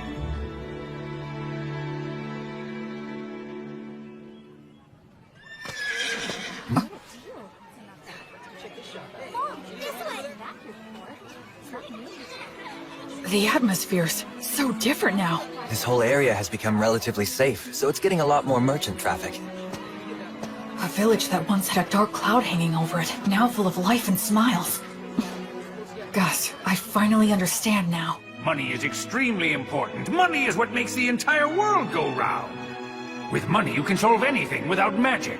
Buy tools, hire help, and the ability to make a profit is just as important as magic. Everything you taught me was exactly right. Making people smile and giving them hope is more magical than actual magic. And then, just as we were noticing the first signs of summer approaching... Hey, Will. What is it? Tip's party went west to do some recon, and they haven't come back yet. So how long... They were planning to spend no more than 10 days investigating, but it's 2 days past that. Pip and his party. They're very talented hunters. All right then. We'll go and search for them. You, Menel, and I are definitely going to go. And... do you think you could put together 2 parties? They need to excel in forest exploration skills. I'll gather them right away. There's a chance they didn't get lost, but instead wound up in the demon's base. And if that's the case... there will be a battle. What do you think? Frankly, given the skills Pip and his buddies have, it's hard to believe that they could have just gotten lost. So you believe the demons were probably behind this, then? I think there's a good chance of that. If we beat them, things should settle down here, too. I just hope that they're all right. Hey, Will. Huh? I should... say thank you. Oh, for what? For a whole lot of things. I just have a feeling that I would have hit rock bottom if it hadn't been for you. It's thanks to you that I'm here now, and that I actually have a respectable reason for living my life. So, well, I owe you my thanks. Oh no, I should thank you. I knew nothing of the world and you saved me. But you know... What is it? You could look at me when you say it. Shut up.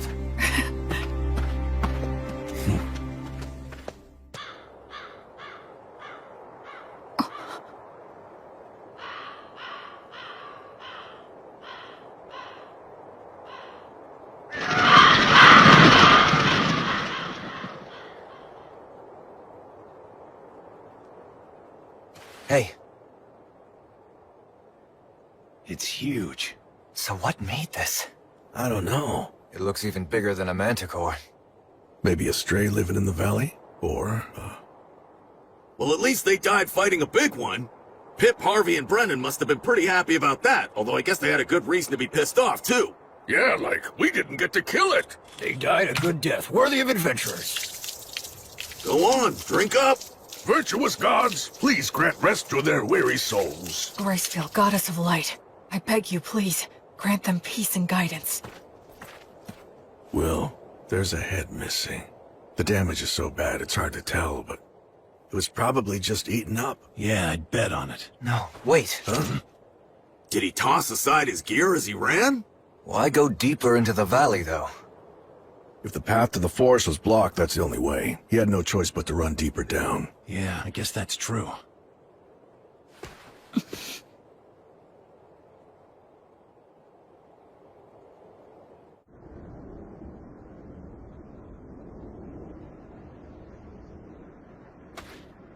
How strange. Yeah. Feels off. What do you mean? What's wrong? The footing here. It's very poor in this valley. Even if they fled, getting this far would be... It's a trap! Retreat!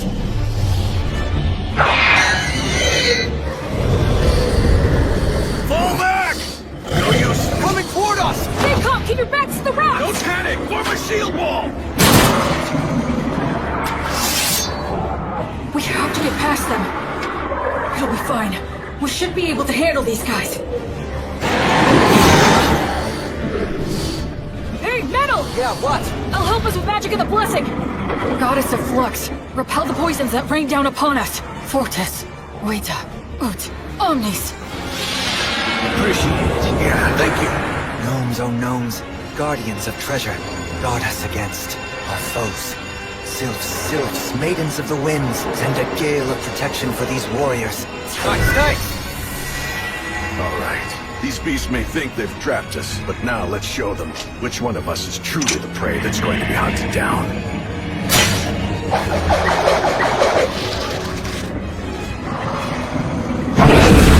Shoot now!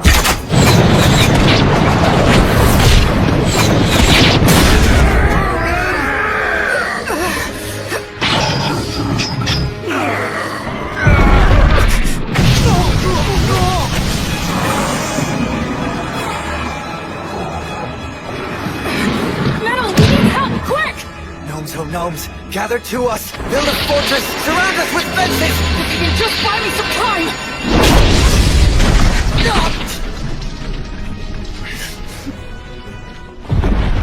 No, don't!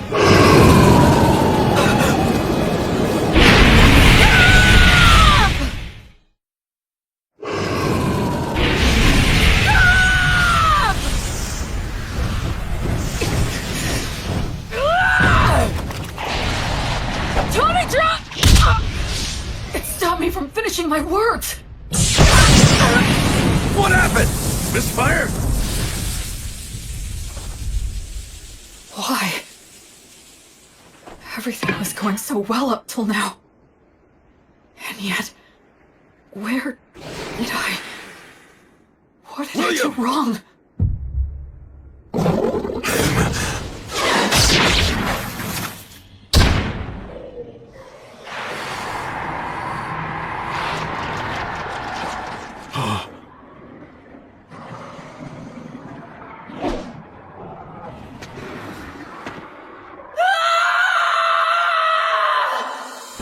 The techniques that I'd honed, the spirit that I'd refined, The tactics that I'd learned, all of it was gone. All I could rely on was blind fury and the abilities of my demon blade. As I hacked away at the enemy again and again, it was an ugly, unsightly battle that just made me want to cry.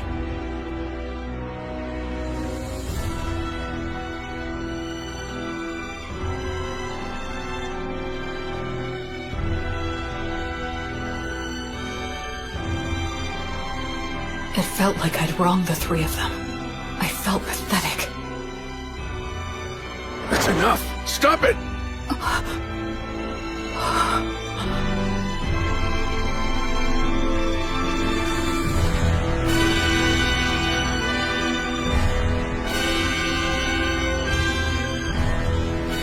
Go! Quick! He'll mental door! He'll die! Metal!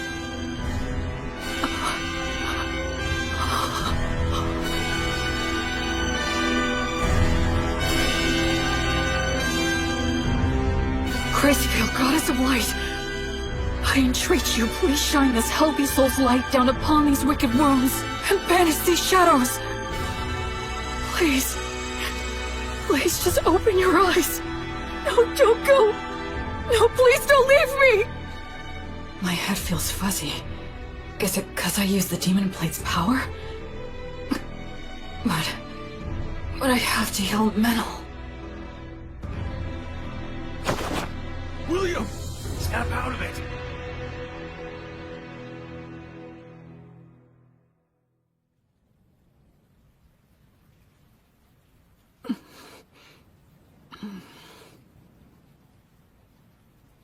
So you're awake, huh? Where am I? A village not far from the valley. After that battle ended, we retreated, bearing you and Meneldor here upon our backs. The Chimera fled. I see. Where's Menel? He remains alive. Between the magic and protection you put on him before the fight, and Meneldor's own quick reaction, it seems your blessing came just in time. Thank goodness. Although he still hasn't woken up yet. Then I have to go to him! You still need to rest a bit longer. But if I... Meneldor's condition is stable now. He's already had all the care that he needs. You burned up far too much of your strength, so rest.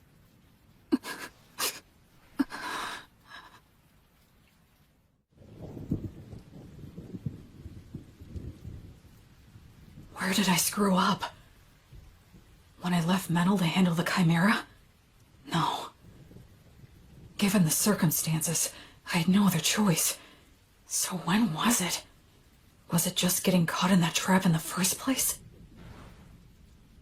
If I'd been more careful, and took the time to send out scouts in every direction, we wouldn't have wandered blindly into that valley. We had plenty of people at our disposal. Up until that point, we'd been successful. And we were rattled by finding some of our men dead. Maybe all of that led to a simple lack of caution. No, I think I'm missing something.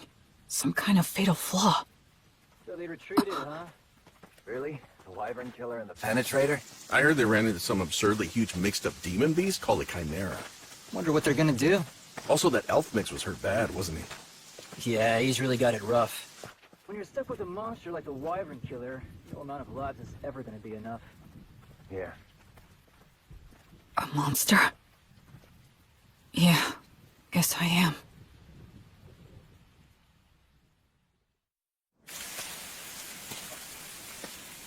It wasn't my battle tactics that were wrong. It was my estimation of our strength. I put my trust in Menel. I just believed that he'd always have my back. That he could keep any enemy in check for me, no matter what. I thought he could handle that much, but... I ended up coming extremely close to getting Menel killed out there. I just decided on my own that he was my friend. And in my innocent naivete, without even thinking, I set him up to face dangers that he wasn't ready for. Hey, Will, over here! B. Antonio. We got your message and rushed right over. And also, Anna will be coming and is due to arrive here with the priests later on. I see. Hey, Will! Know what? We heard you save Menel's life earlier. I can't believe it! You ran into a beast as impossibly tough as a chimera, but you still beat an insane number of magic beasts and even saved Menel's life! You really are absolutely incredible! I doubt that Menel and the others who have been stuck with me would agree with that opinion. Huh? I'm going to see him. But Will... Wait, Will, shouldn't you keep resting at least a bit longer? I'm fine. I'm very strong after all.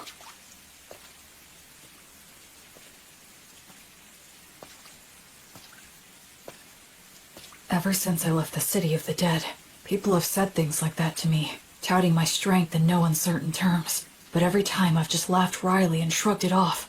I believe that subconsciously. I was trying not to think about it, but the fact is, I can't avoid it anymore.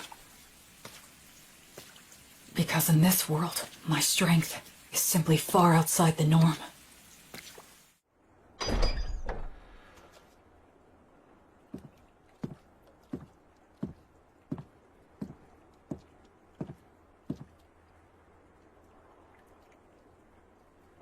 This is my sin. Menel, I'll fix you up right now. Gods, please take pity on Menel and heal him. I'm sorry, Menel. I just wanted a friend who could be my equal. I wanted what the three of them had. Comrades who had each other's backs, supported each other, and respected each other. But maybe I was just trying to force that on you without even realizing it. I didn't want to acknowledge just how strong I am. Because if I did that, if I set myself above everyone else, and had to admit that I was different, then... I'm scared. I'm lonely. It hurts. I hate this. Oh, of course. It really is just as simple as that. I was afraid to be alone. I couldn't bear not having someone beside me. That's the reason why I tried to see the people I should have been protecting, the people I should have been saving, as my equals. I was averting my eyes from the truth, when really, I was just scared. And for that despicable reason. Because of that, I almost got you killed. But I finally get it now. I just couldn't keep going on that way.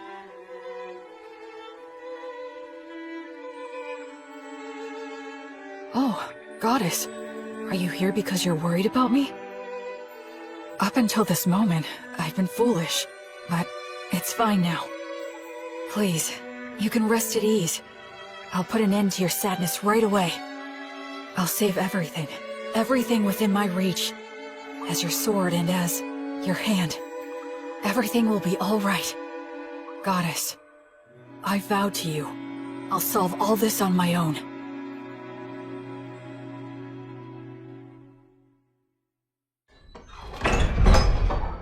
Where do you think you're going, huh? Where am I? To kill the demon beasts, of course. Alone? Yeah, that's right. I doubt you can keep up with me. Which is exactly why I need to protect him. Look, don't worry.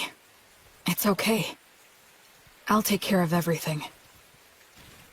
I'll kill the Chimera and the whole herd of demon beasts. And if there are demons controlling them, I'll kill them too. You see, that's just the kind of monster I am, apparently. Look, Will. Stop screwing around! Wake the hell up, idiot! Oh, so this is how it's gonna have to be, huh? Is that all you've got, Meneldor?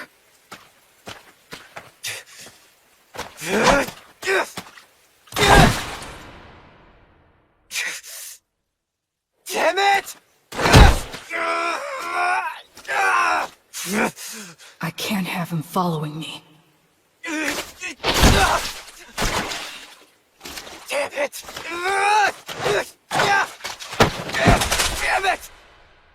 Damn it! Damn it!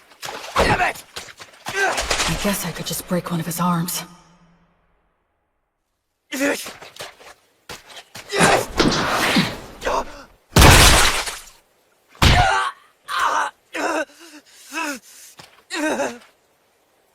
Just go and get someone to heal you. I'm not done. Oh, yeah? You're more resilient than I thought. What should I do now? Use words to make him stay here? No, I'll constrict his carotids so he loses consciousness. Gnomes, oh gnomes! Clench your fists! Use them to strike the enemy! Useless incantation. No! If I dodge it, the magic will hit Metal!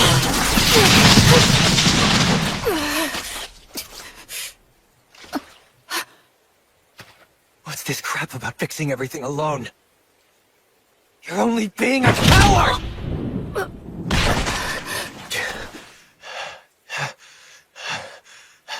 Did you really have to go that far? Huh? We were only together because of pure chance. There was no reason for you to do that. Yeah, that is true. I have no reason at all to go out of my way to stop an emotionally unstable coward who's completely lost it just because he got his ass handed to him one time. So then... But still, you're my friend. And friends stick together. If my friend goes nuts, I want to do something to help. Menel. You don't know much about your own origins, and you're clueless about the world overall. At times I've thought you seemed suspicious. But still, you're a nice person. I know you're trying to do things right and do your best. After all, you did save my life, and you saved that whole village. We traveled together, and we fought together too. I enjoyed spending time by your side. I'm grateful to you from the bottom of my heart for sending off those villagers. Look, Will, the fact is you're my friend, and I don't abandon friends.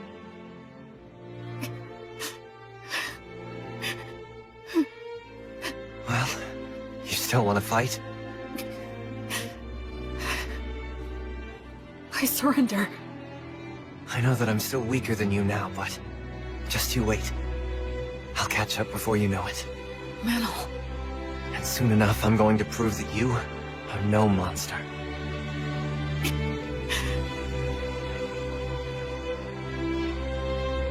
Okay. I'll wait. I'll wait for you. Man, you know what? You can be a real pain in the ass. Sorry. I kinda lost control of myself. Yeah, well, it happens. I'll heal that. But a surrender is still a surrender, which means that I win. Come on, I only surrendered because you wouldn't give her rest. Keep whining. Wow. And so, we just kept on making dumb jokes and laughing about it all. You want me to break your other It was my first ever argument with a friend. And I guess I lost that too. Welcome back! Oh, you're back, huh? Will, Metal! Good to have you back! You jerks! You had me worried! I'm sorry, B. Will. Huh? If you don't mind, do you think that you could please tell me just what happened? Sure.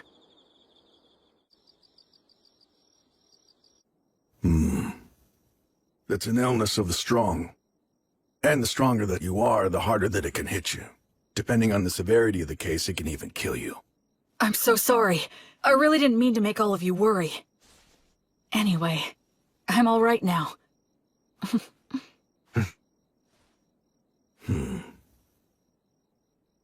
You two were stuck in bed not long ago, and you're off slugging it out? We even set a trap for a surprise attack. That Chimera's got no chance. I've got a debt to repay to that bastard. I won't be shown up like that. You mean you're gonna go fight that thing again? That's right. We're gonna have a little rematch. I won't get beat up and just leave it at that. I'll split its head open. I mean all three of them. Chimeras don't occur naturally, so there's no doubt that this thing is the product of a demonic ritual. I say we take them all out at once before they can escape. You want to go after it this soon after it roughed us up? I won't just give up and leave it like this. Let's bust them up good. All right. Guess we should round up some help, huh? This'll be a good, fun, stupid-as-hell adventure. A silver coin for a demon beast's head. And 10 gold coins for the demon bosses!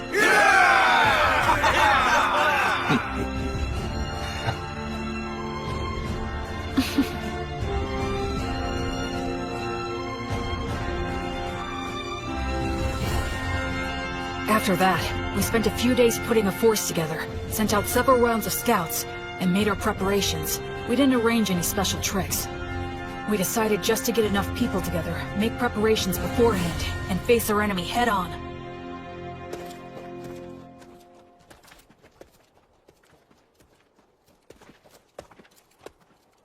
Let's set up our formation and our gear here. Anna and all of you other priests, please support us from here. Yes, sir! When we're all ready, we'll send our front line to the battle zone!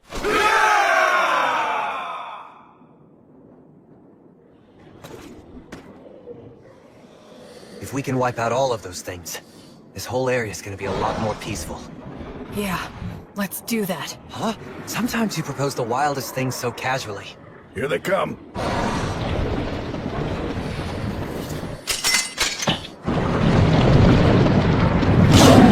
I've got your back. Thanks. I'm counting on you, Menel. We'll break through head-on! By Volt's blade of lightning, let us triumph! Burn bright, blazes flames of courage! World, send us a tailwind of good fortune! Virtuous gods, grant us protection! Shoot! Sagita Flamium!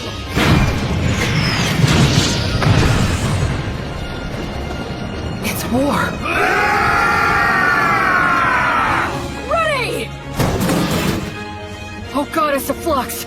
Repel the poisons that rain down upon us! Let's go, Fortress Vita!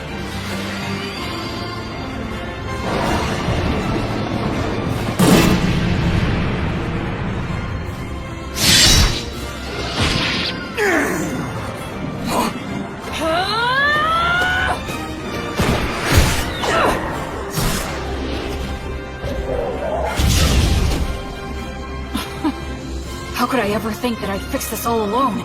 I was never any more than one factor in this battle. The battlefield's not so easy that only one person is enough, no matter how strong they are. By the flame of Gracefield!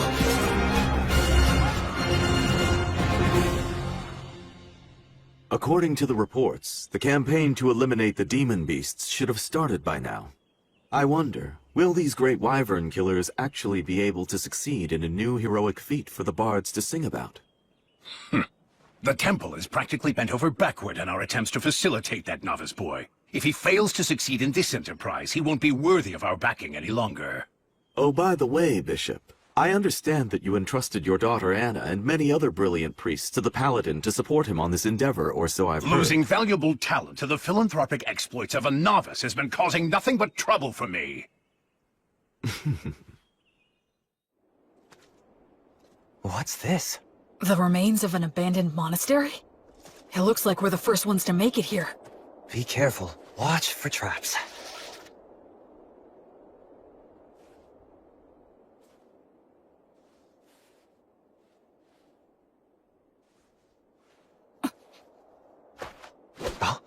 Omnia, Vanitas, Erasus.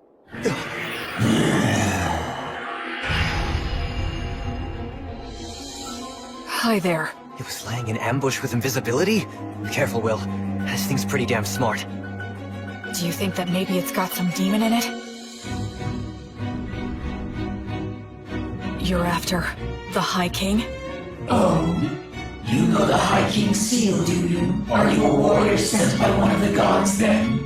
That answer, I'm certain now. Basically, this is like taking a square on a chessboard. The city of the dead, where the High King was sealed, isn't yet under control by either side. If the demons manage to take control, they'll undo the seal, and disaster will ravage the continent again. But if mankind takes control, the seal will likely become even stronger. The demons are in a position where they need to keep Beast Woods permanently devastated, and keep it in a state of chaos, destitution, and lawlessness. That's why they're commanding demon beasts to attack villages and keep the pressure on. They can't let mankind advance any farther south. They can't let people head in that direction. They can't let them think that there's hope in the south. If you consider the existence of their king, it's incredibly easy to figure out what their objective is. In the name of the goddess of flux, I will destroy all of you. Oh yeah, but wait. There seems to be some sort of mistake or perhaps a misunderstanding. A misunderstanding, huh? That's right. That's the truth!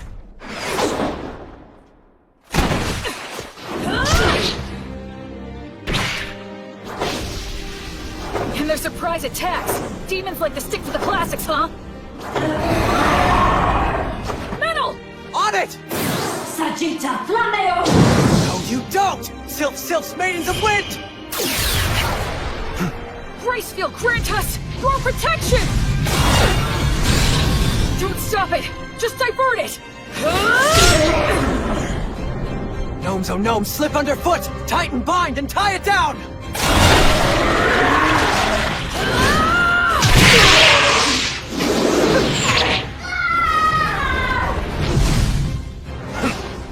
It has 3 separate heads. If each one reacts differently, they're bound to end up becoming confused. This demon beast is unnatural. It shouldn't exist! I don't need to score a clean victory in one strike. I just need to fight it the right way and win by being better. I don't need to use a flashy secret technique. I'll just use all 3 of their teachings and do what it takes to win! That's the fighting style that works best for me! Maidens of Wind! Bless this arrow with your kiss!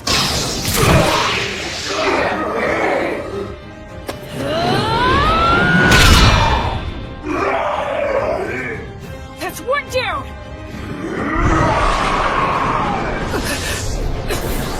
You give me no choice. Although I detest this dragon's power, I must use it! Dragon? This one too? Metal, step back and give me a little room. I'll strike it down now! I was raised on Mary's bread, and my arms bear Mater's stigma, which means poisons don't work on me. I'm sure you'd like some glory of your own too, huh?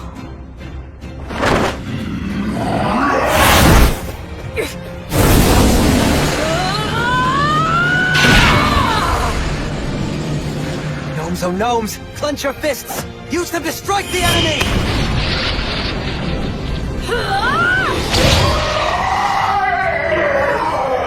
Nowhere to run now! Acceleration!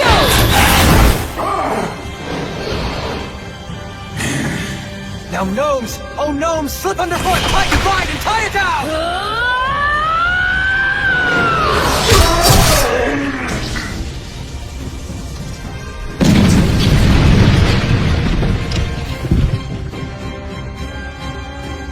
We won!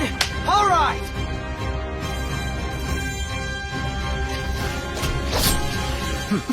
On to the next one. Yep.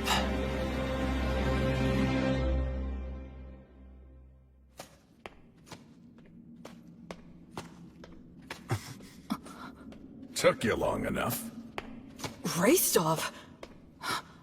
I'll be taking those 10 gold coins you promised. What? No way! He beat us to it? You're kidding! How'd you do it? Came from the side. Since you 2 guys were busy taking care of the Chimera for me, it was actually pretty easy. Well, that's Raistov the Penetrator for you. He's too good at getting ahead of people. You have to be if you want to get to the strongest opponents. Careful, there could be traps here. I guess we're the first ones here. Those 10 gold coins are ours. Huh? To our victory!